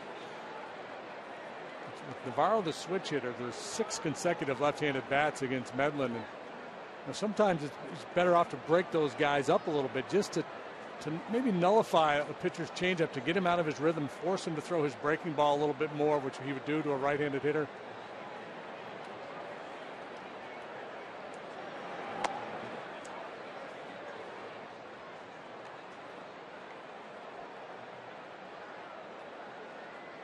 Kind of game where the players are going back to the dugout and they're muttering and they're yelling out, "Challenge somebody!"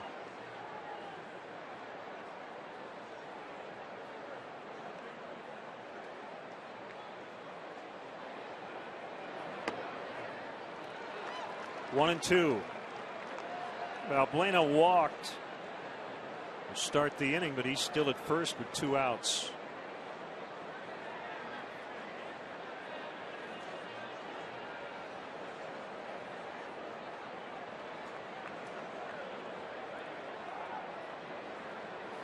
Kick, the pitch. Low and in. Again, a win for the Braves.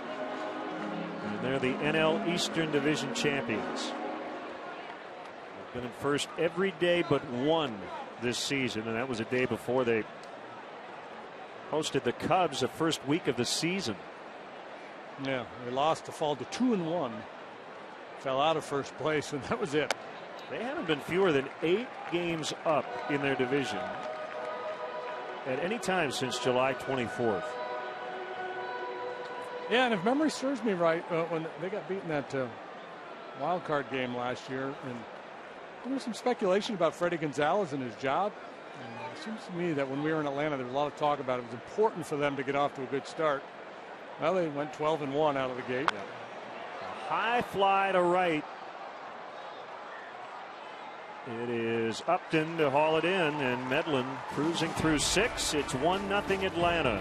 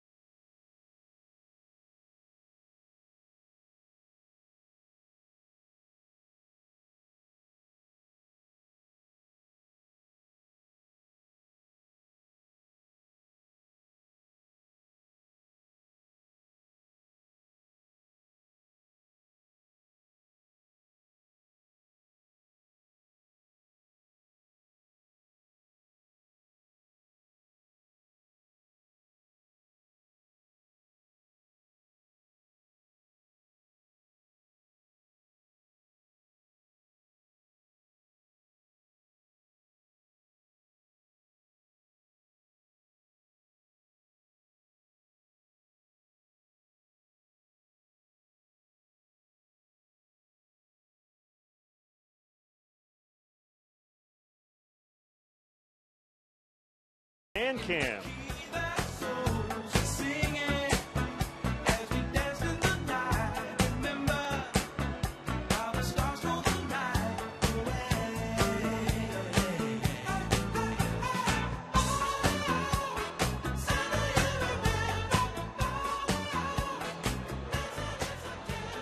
Earth, Wind, and Fire with September Cubs baseball, brought to you by Budweiser, the official beer of Major League Baseball. Great times are waiting. Grab some buds. David Cross is with us. Hello. Nice to see you. You too. Your beard grew a lot in about the last 24 hours. Yeah, I put beard growth on it.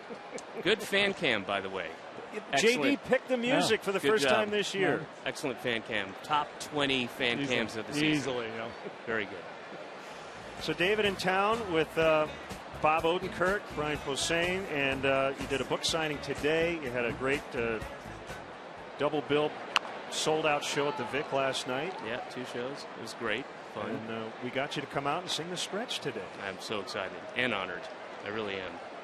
Well, it's great to have you here. Now, you're from Atlanta, you live in New York, and you root for the Red Sox. Explain. Well, I'm a baseball fan, and I lived in Boston for 9.5 years, and I was a National League fan. So it was easy to become a Red Sox fan, especially living right down the street from Fenway. It's almost infectious, and yeah, so I was able to root, basically because of American League and National League. Although this year there may be a quandary for the first time, but we'll see what happens. So if the Braves and Red Sox let's cross that bridge when we get to it. Okay. You're not going to make that commitment. All right. It's so tough. It'll be tough. Your dog, Ollie Red Sox? Yes. Explain. I wanted to just call her Red Sox, but my girlfriend at the time said no. But it's so I could go to the park in New York, because I hate the Yankees, loathe them, and be in the park and have the ability to go, come on, Red Sox. Let's go, Red Sox. Come on. Good. Oh, excellent Red Sox. And you'd get looks and... Yeah. But then I'd have an excuse. So people go, hey, all right. That's my dog. Yeah. So what's going on right now? Arrested Development came back. You and Bob got back together. Yeah, well, we've got that book that came out, Hollywood Said No, and then so we're doing this little mini tour, which brought us to Chicago for that, to support that. And I just shot a movie that I wrote, editing that now, and then hopefully Bob and I get together and we do a more extensive Mr. Show tour in 2015. Like write a whole new show that's all brand new. Wow. That would be like watching Mr. Show with, video and all that stuff, but on stage. Very cool. And we're going to get Bob to do this. Absolutely. I know he wanted to. He wanted to. He had to go home. So, yeah. But he sends his regards, and, he's from here, from Naperville. But, yeah. And he was telling a story last night with the explosion of Breaking Bad that he is signing a lot more autographs than he ever did before. And one guy wanted 10 of his autograph so he could trade for 2 Rob Schneiders. Yeah. I don't know what I'll have to look at the current chart and see where that is. It's like a currency. There's a value. Exactly. Yeah. And that's one of those stories where it sounds like a joke, but that could actually be true. That could be true. Like the way we used to swap baseball cards as kids. Yeah, exactly. Upton takes ball 4. Okay, can I be Mr. Fanboy for a second? Just for 1 second. Yeah. Okay. Please. So, Mr. Show, I think for a lot of people my age, and I was in my early 20s when the show was on HBO. You look fantastic, by the way. Thank you. I appreciate it.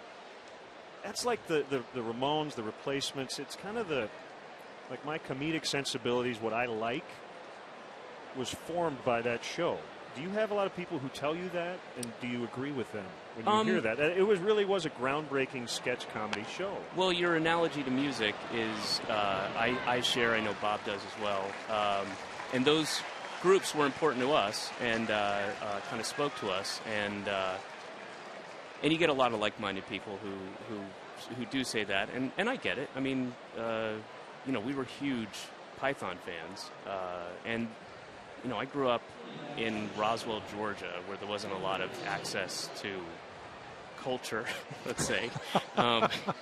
So when you're 13 and Monty Python rolls around, that was a huge deal for us. So I know, being a kid, so all the people who are like my age or slightly younger now, when they were kids, right? There was that thing for them that was theirs, And by the way, and if you haven't seen Mr. Show, it's not dated.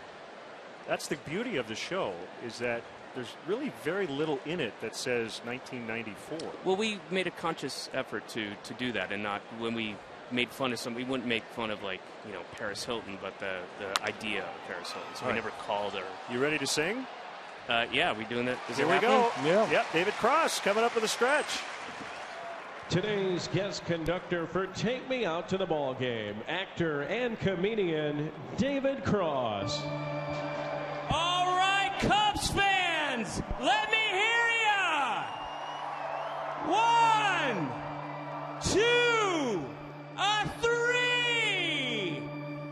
Take me out to the ball game. Take me out with a crowd.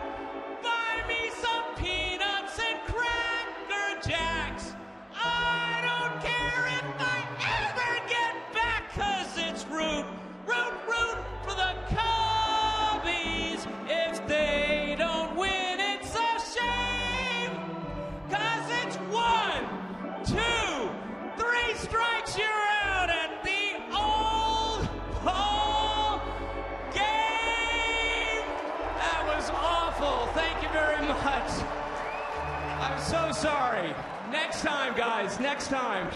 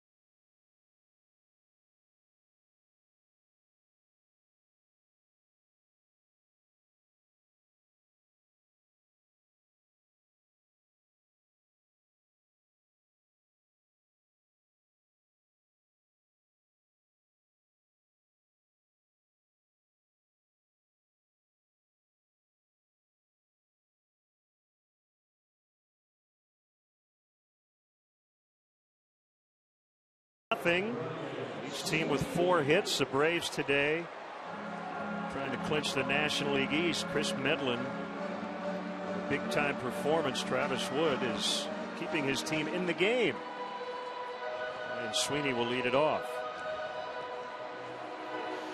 And the Braves with one of the best bullpens in baseball and the best bullpen ERA in baseball. Tough to beat late. Called strike.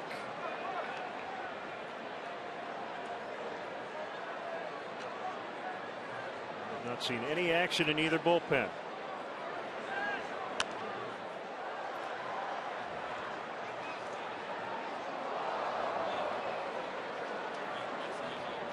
David Cross with the 7th inning stretch.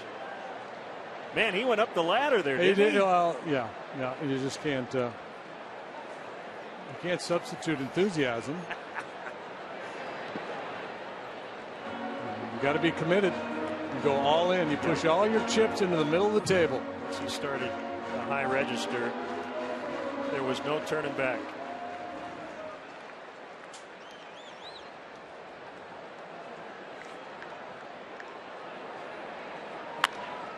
That ball clubbed out into deep right center. Upton on the move.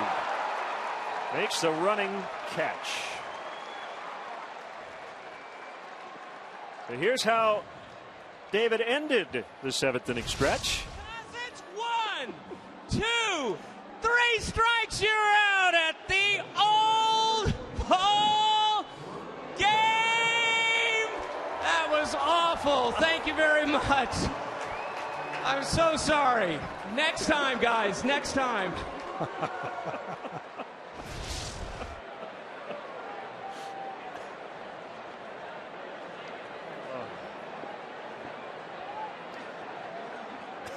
Bogusevic, a swing and a miss. It's important to be self-aware. Well, that he is. Yes.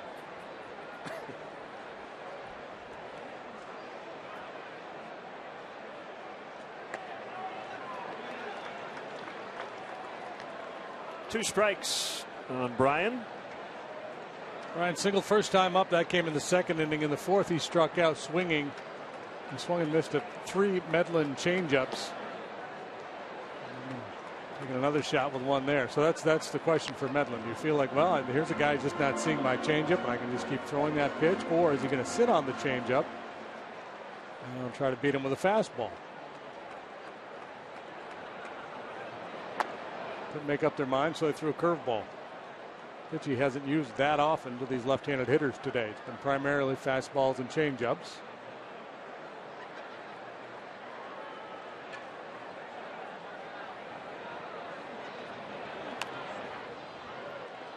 It's clinging to this 1-run lead as we move into the late stages of the ball game. So they're playing really deep in center and right. Not so much with Gaddis in left. They're not guarding the line at third base. Johnson is off the line, but Freeman is tight to the line at first. The ball hit hard. Uggla just able to slow it down, but Bogusevic is aboard. A couple of really hard hit balls to start this inning. And normally that gets the attention of the pitching coach and the manager. Roger McDowell's the pitching coach. Freddie Gonzalez the manager. Probably exchanging a glance right about now. Should we get somebody up? We're starting to lose it. Let's rule the base hit, and it should be. That ball was scorched.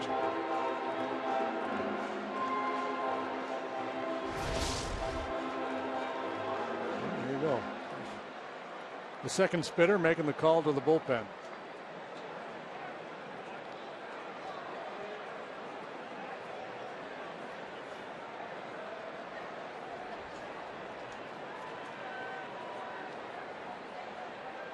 Barney the batter. Wood is on deck. The pitch a little low.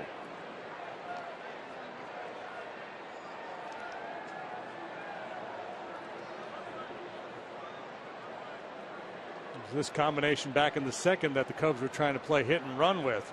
You may recall Darwin taking a hack at that ball in on his chest. 4, 6, 3. Well, once that ball gets in the hands of Simmons, Yep.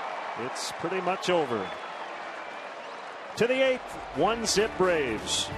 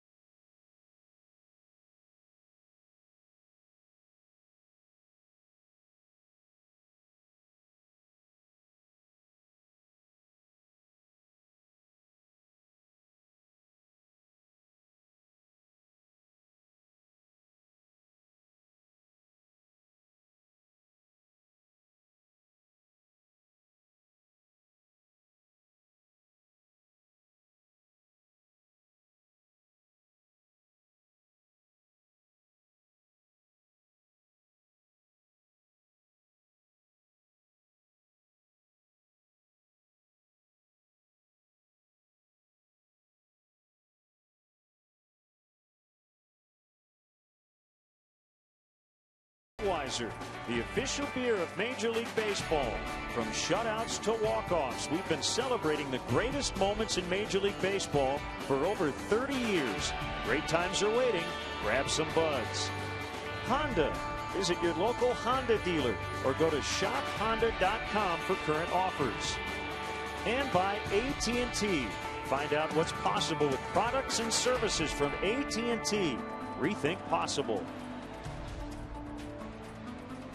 Welcome back. Travis Wood has got no runs in support today, but he's very much in this ball game because of the way he has pitched. Yeah, I looked at this earlier. See if I can pull it up here. In his last 12 starts, the Cubs have scored a total of 18 runs while he was the pitcher of record, or the pitcher in the game, I should say. That's not a lot.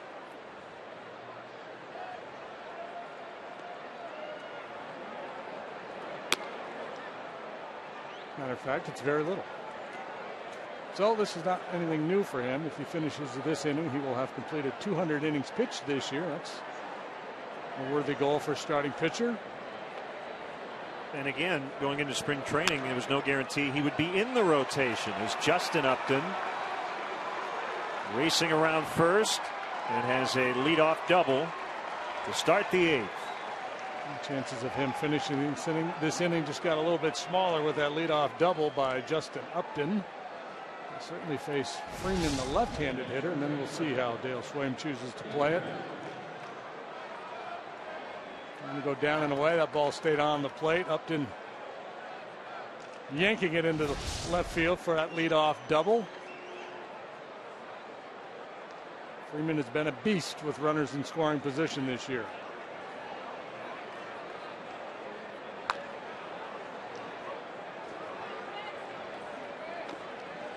It was last year when the Braves were here. Freeman lined out to Starlin Castro like 3 times. I mean, balls that were just to the left of second base, right where Castro was playing it. So that where Upton's standing, that's where Freeman likes to hit his line drives, and the Cubs stole a few hits away from him. Yeah, Freeman has power, but for me, he's a hitter first. He's just trying to shoot line drives alley to alley, but he's strong enough and he gets through enough balls where, you know, just by mistake he's going to hit a fair number of home runs because he's so strong. He's a good low ball hitter.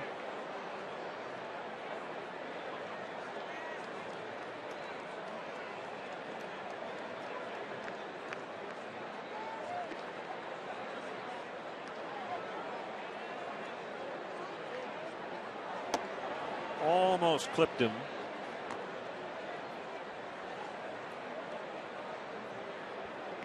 Pitch count's fine. Cool day here at the ballpark. We had that one high pitch inning, the 4th.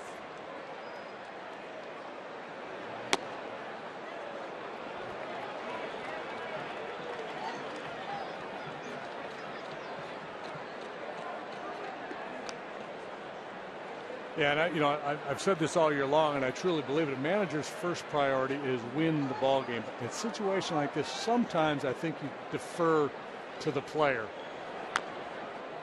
the final days of the season, a guy who's battled hard for you all year, down in this ball game. So obviously, if he comes out in this inning, he can't pick up a W here today. So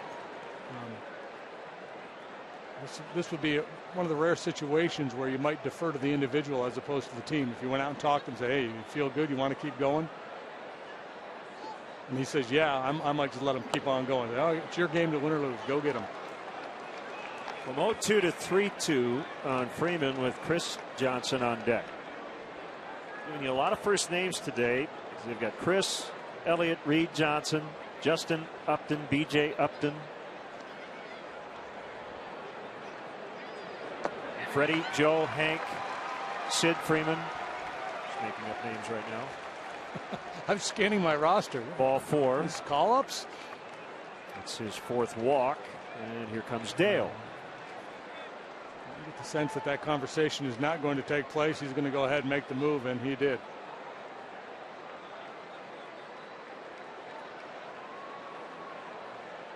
It'll be Carlos Villanueva. for Travis Wood.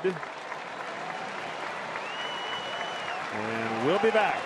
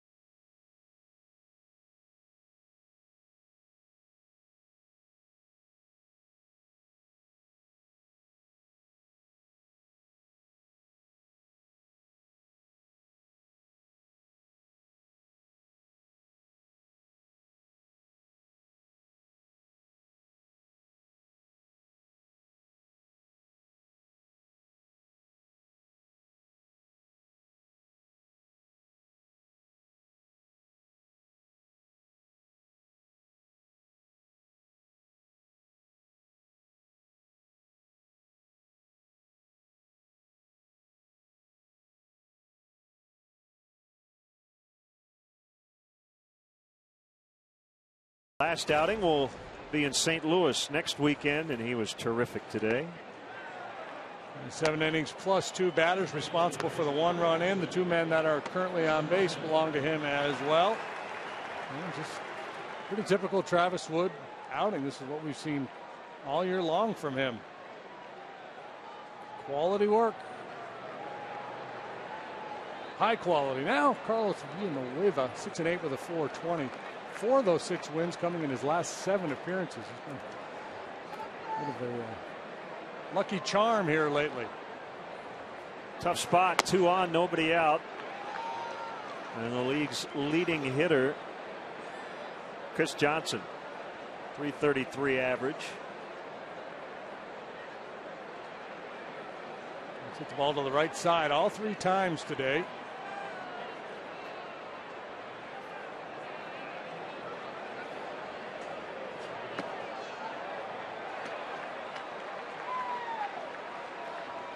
An 0-2 hole. He's not real happy with himself no, right now. He's not. He could break his toe. He's an intense guy. Good competitor.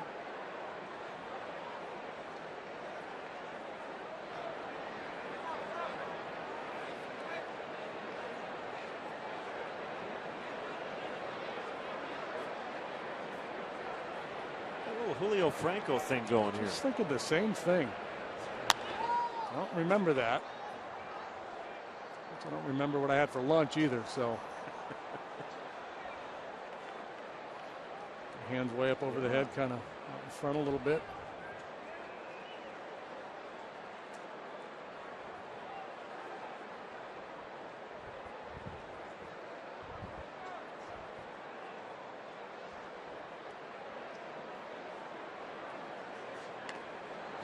Just got a piece of it. Still 0-2.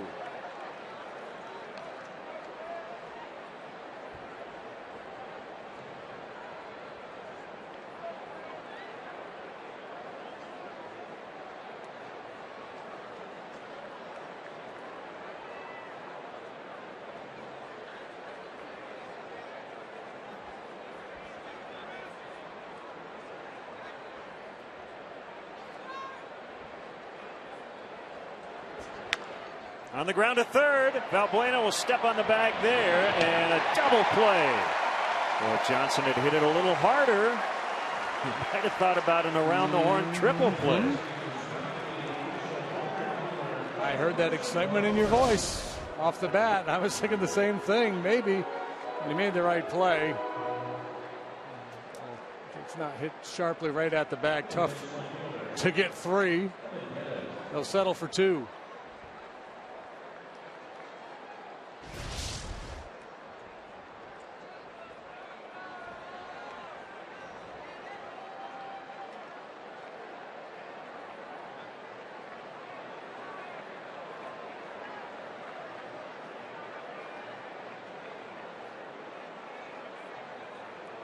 Still not out of the woods here. Freeman's at second, and it's Gaddis at the plate. I know Villanueva would love to help Wood get out of this inning with no damage at all.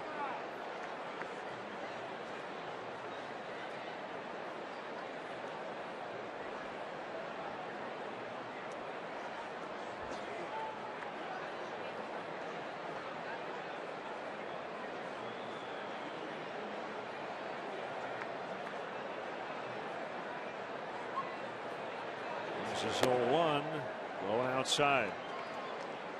As we try to somewhat project next year's starting rotation, we should not forget about the guy on the mound right now.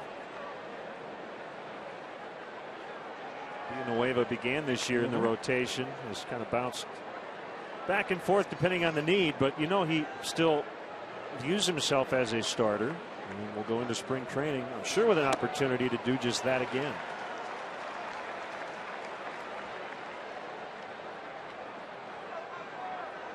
1-2.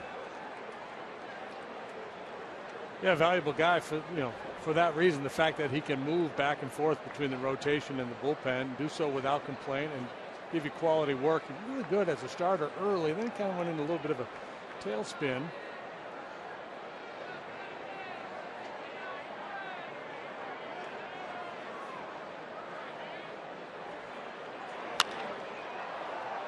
Sherholtz tracking, and he's going to get it to end the inning.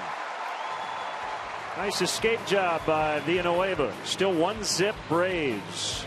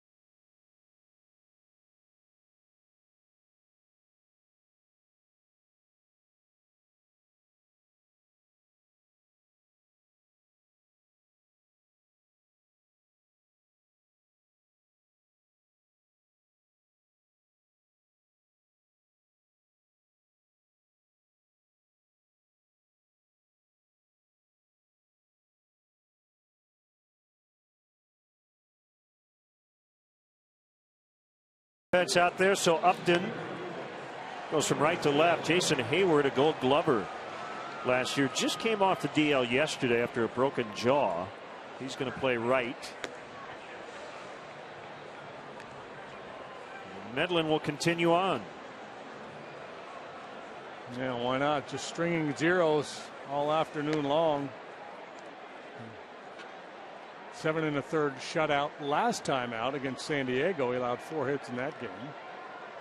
Previous start, 2 earned runs in 6 1/3. The one before that, 7 innings of 1-run ball. And one prior to that, 7 innings of shutout baseball. And won all 4 of those starts. And from an 11-12 pitcher with a 358 to 14-12 with a 332. If the Cubs come back and win this game, remember what Carlos Villanueva did in the top of the 8th. And who knows, he could get a win. If the Cubs can push across a couple here, Lake will bat for him to lead it off.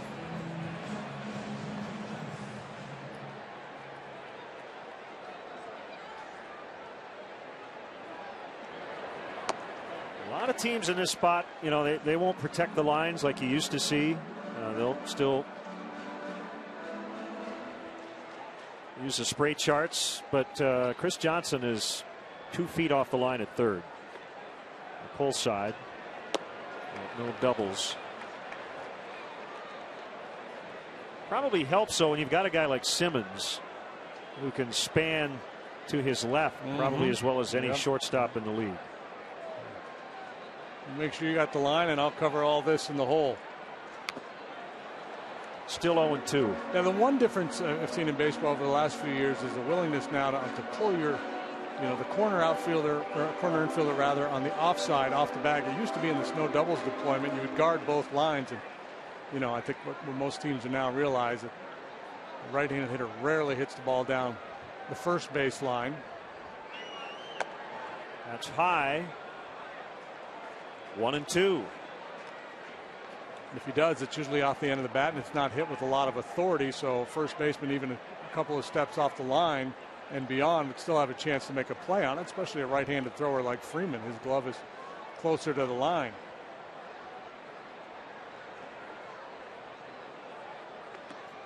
And he got him. That's his 6th of the day against only a couple of walks. If you were able to make a chart of all the pitches that Medlin has thrown today, you're going to see very few over the fat part of the plate. He's been on the edges, down around the knees. Every now and then he goes up with a purpose.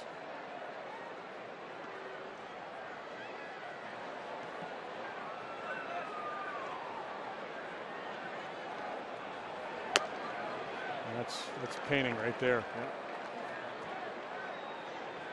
Castro with a single in the first inning, a ground out in the third, and a strikeout in the 5th.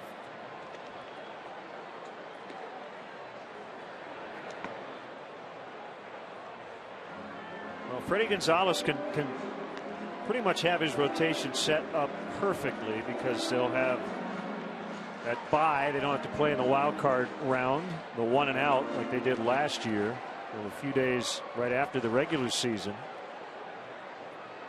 And I'm sure Medlin's focused on this game, but he might be thinking, well, my manager probably wouldn't mind an outing like this to lead off a playoff series. There's a base hit for Castro. I think the decision that Freddie Gonzalez is going to have to make here in a few days is how hard to push for that best overall record in the league. Do you extend your guys, or do you shut people down and give them a little rest? They've been fairly pedestrian on the road. They're a game below 500 outside of Atlanta. Well, with 13 lefties due up in a row for the Cubs, he's going to go with Scott Downs, and Medlin gets a nice hand. We'll be back.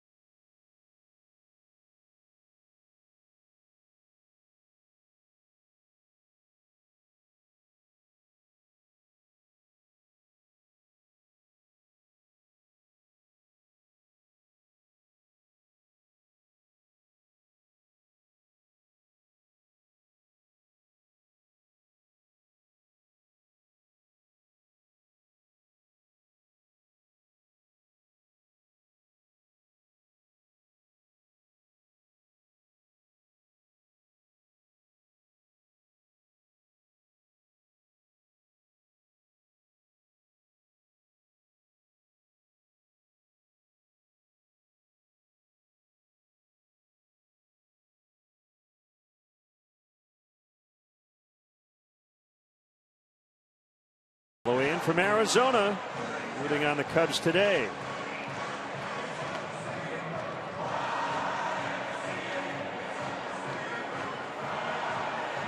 34,612 the paid crowd, and now it's a former Cub, Scott Downs, and he will not face Luis Valbuena. It'll be Donnie Murphy to bat for Valbuena.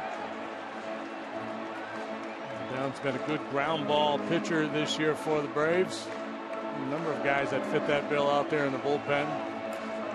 Sicker ballers from both sides of the plate. Good guys to bring in with a man or two on base when you're looking to clean things up with a double play.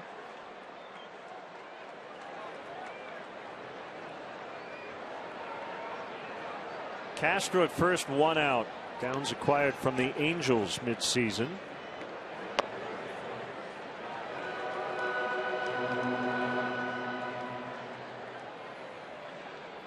Talked about it yesterday. The two lefties they really counted on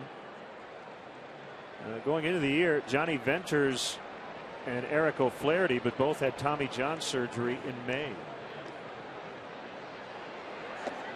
Low and in.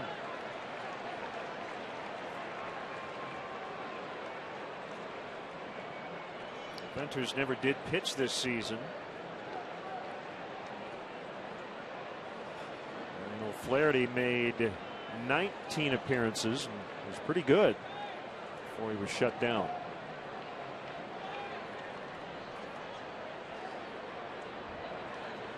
That's the other thing about the year the Braves have had.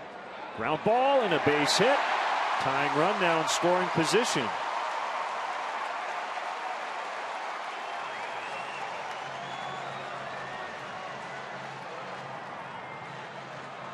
I mean, when fully healthy, JD, if you looked at a bullpen that has Venters and O'Flaherty, there aren't too many left-handed tandems you would take over those guys, right?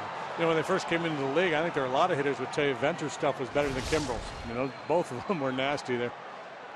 And Venters had that power sinker.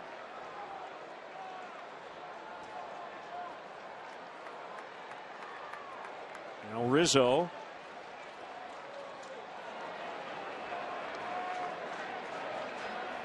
The switch hitting Navarro on deck.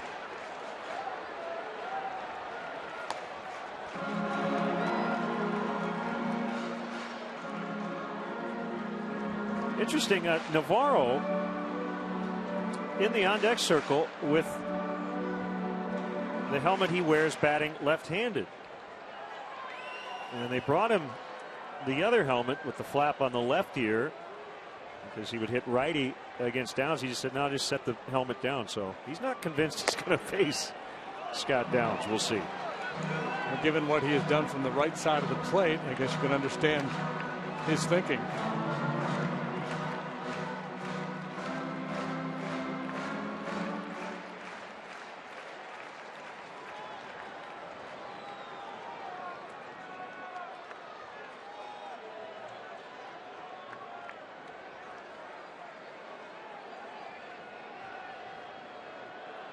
One ball, one strike on Rizzo.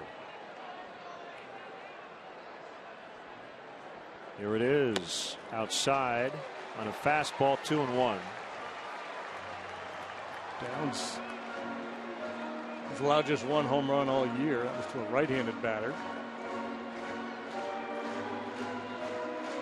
Saw the numbers on Anthony against lefties, not hitting for much average. He has provided some power.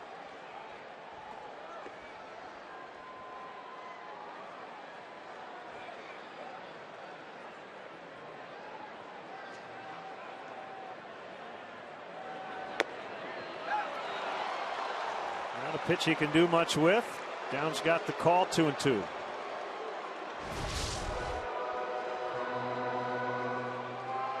Yeah, it's a perfect pitcher's pitch, knee high outside corner. And this is where, you know, you have to kind of adjust your thinking a little bit if you're Anthony. You got a tough lefty out there. You want to get up there and do something heroic and drive the ball, but in 2 strikes, you just want to put it in play, hit it hard anywhere. Single's just fine.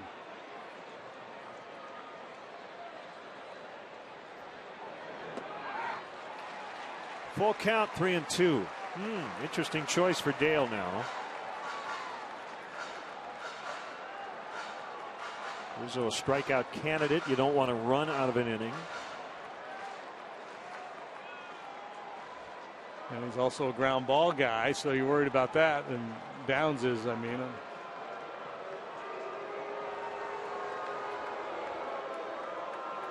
And the other thing, too, is you got to know your hitter as a manager. But some guys, when you turn those runners loose, they get a little jumpy in the batter's box and they'll chase what ultimately would have been ball 4.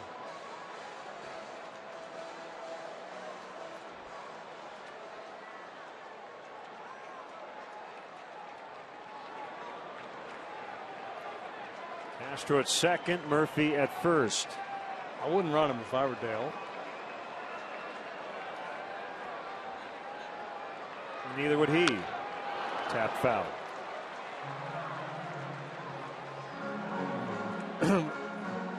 Simmons out there playing Rizzo to pull is keeping Castro fairly tight. Left-handed hitter in the box.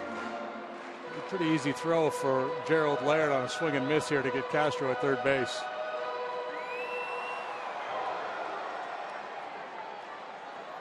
Cubs have only had 2 chances with runners in scoring position all day. Another 3-2, and this one into left. Fair ball. Castro scores. David Bell's going to put up the stop sign. Murphy dives back into third. We're tied on a double by Rizzo. Now a chance to take the lead. Yeah, that's exactly what I was talking about. That 2-strike approach. Don't try to do too much. Trust your hands. Front side gets down and quiet, and then the hands just flip that ball down the left field line. Boy, that's a nice stroke by Rizzo. Good, tough-minded at bat.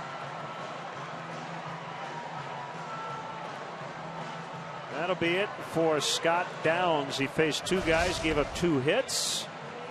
1-1. Here's David Carpenter when we come back.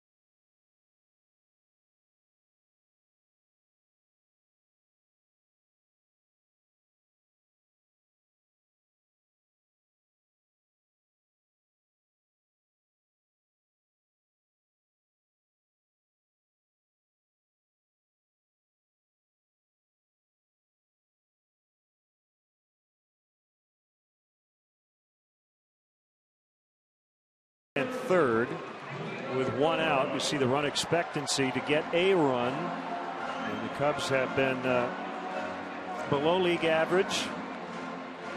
Braves pitchers right around league average. And it's David Carpenter who got the win yesterday. The infield will come in against Navarro. We talked about all the sinker ball or ground ball type pitchers that they have. Carpenter is a power pitcher. Power pitcher who's been on a pretty nice roll. 0.87 ERA in the month of September.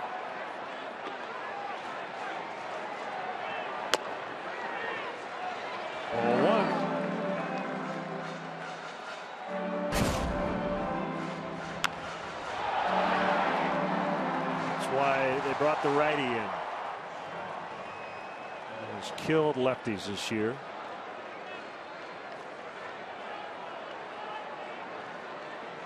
But he's been bad from this side.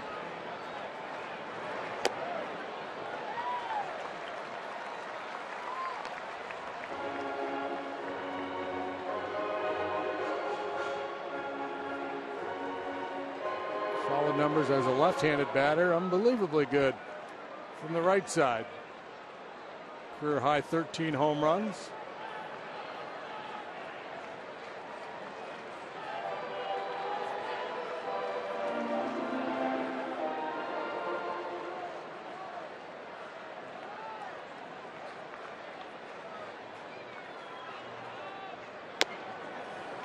Two and one.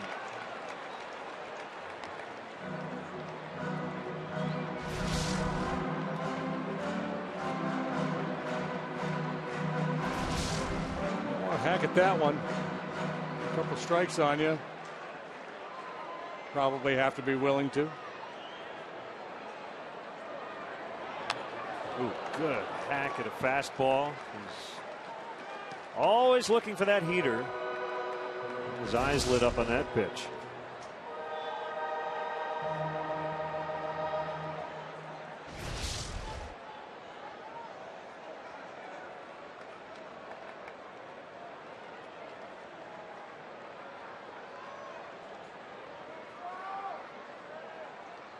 Some big late inning hits this year. How about another one? It'll score one. Rizzo's first move was back to second. He'll advance to third. Murphy in. Cubs lead 2-1, and Carlos Villanueva can get a win today.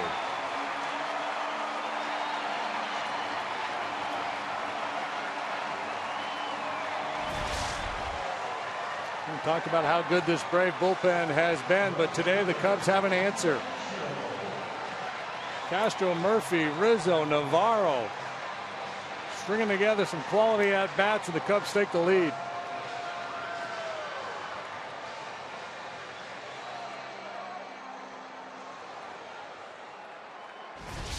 Chance to add on now. Still only one out, first and third. It's going to be Pedro Strop in a save spot now in the ninth inning. I wouldn't read anything into that in terms of Kevin Gregg, other than Gregg had such a long ninth inning yesterday. This was the conversation they had in Milwaukee, correct? That Pedro might get a chance to close out some games here. Gregg also made 37 pitches in his inning of work yesterday. Obviously, all the drama that unfolded after. Had people asking questions.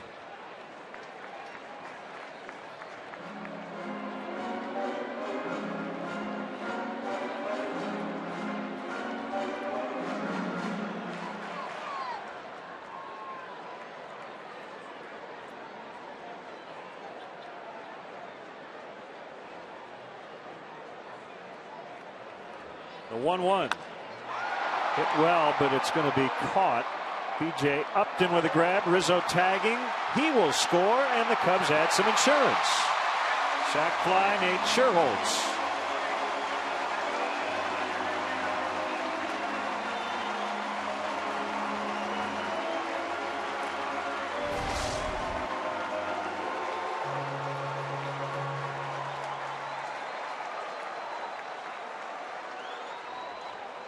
Always the challenge for a center fielder to try to clear that mound, making that throw home. Big insurance run for Strop to work with in the ninth.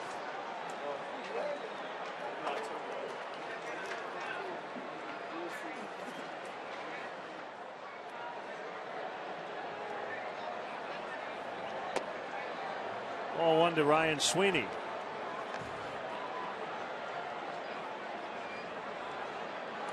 Well, there was a stretch there recently. It seemed like every time Carlos Villanueva pitched, he won. Yeah, he's been the magic man here. That'll drop out of play, foul. Have to come into the ball game out of that bullpen in the right circumstance.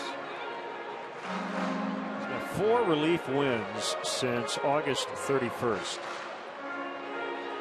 I believe this, if he gets this one, it'll be 5 wins in 8 appearances.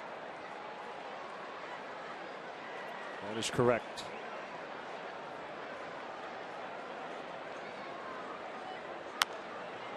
Game owed him a little bit.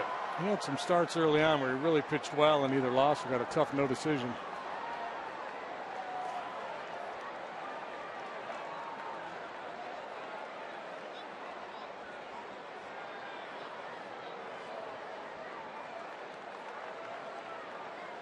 6, 7, 8 due up for the Braves in the top of the 9th. Towering fly to left. Justin Upton squeezes for the final out. A big 3-run 8th, and Stroke coming on to try to save it.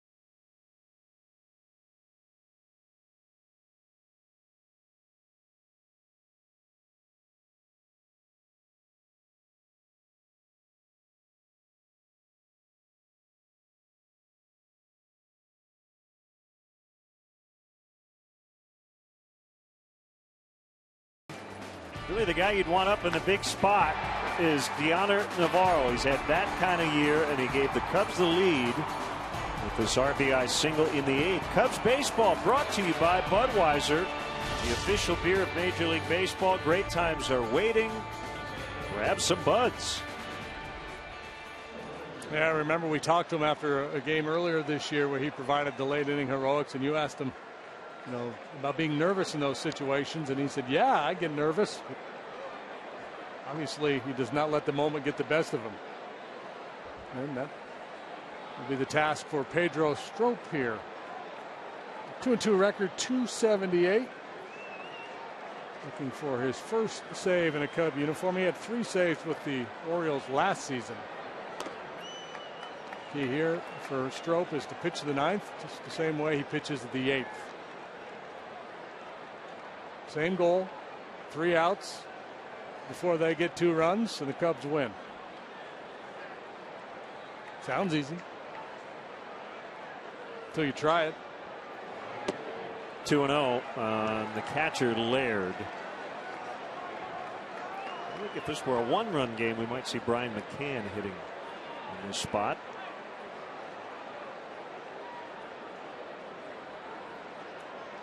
I suspect we'll see McCann before the inning's over. 2-1. They're showing bunt to take a pitch after 2 misfires. He is capable. You don't think of a catcher bunting for hits, but I've seen him do it.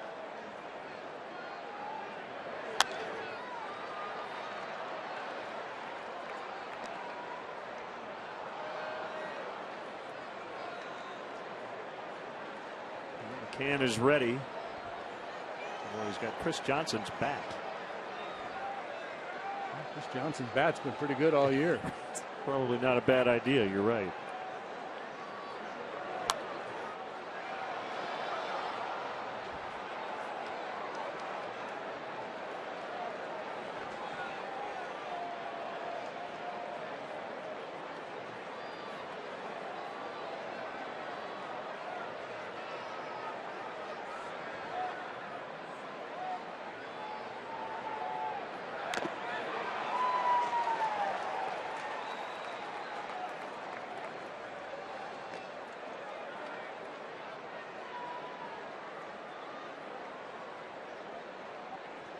Still 2-2.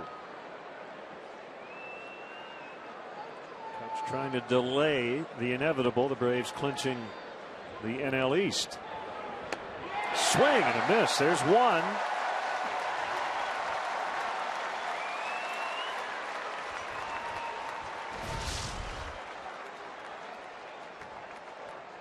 Yeah, well placed slider down on the way to get Laird.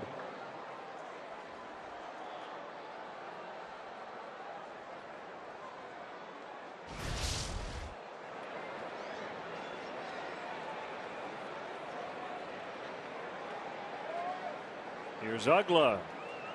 The pitch. He went around. Corey Darling made the call.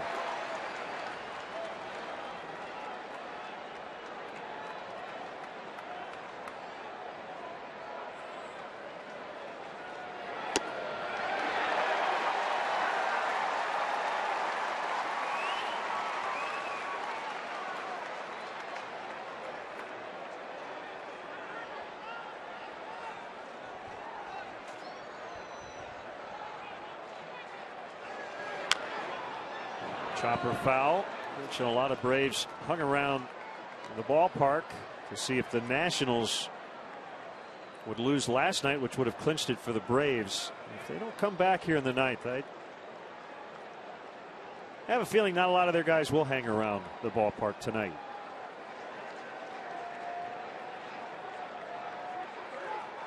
Outside. A little easier to hang around after a win.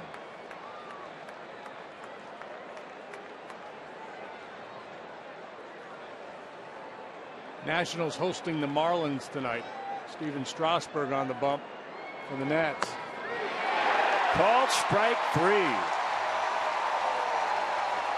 the way the Nationals are playing right now, and the fact they're playing the Marlins, is a decent chance they're not going to get any help this evening. B.J. Upton with 2 outs.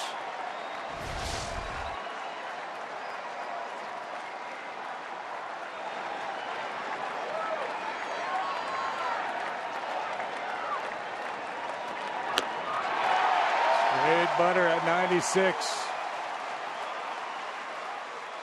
Strop feeling it now. You know he wants to strike out the side here.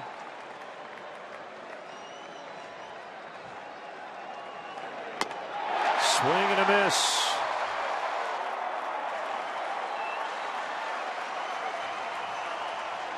Cubs trying to beat the Braves for the first time this season. Fans on their feet. 0-2. Well, he's got him in swing mode here.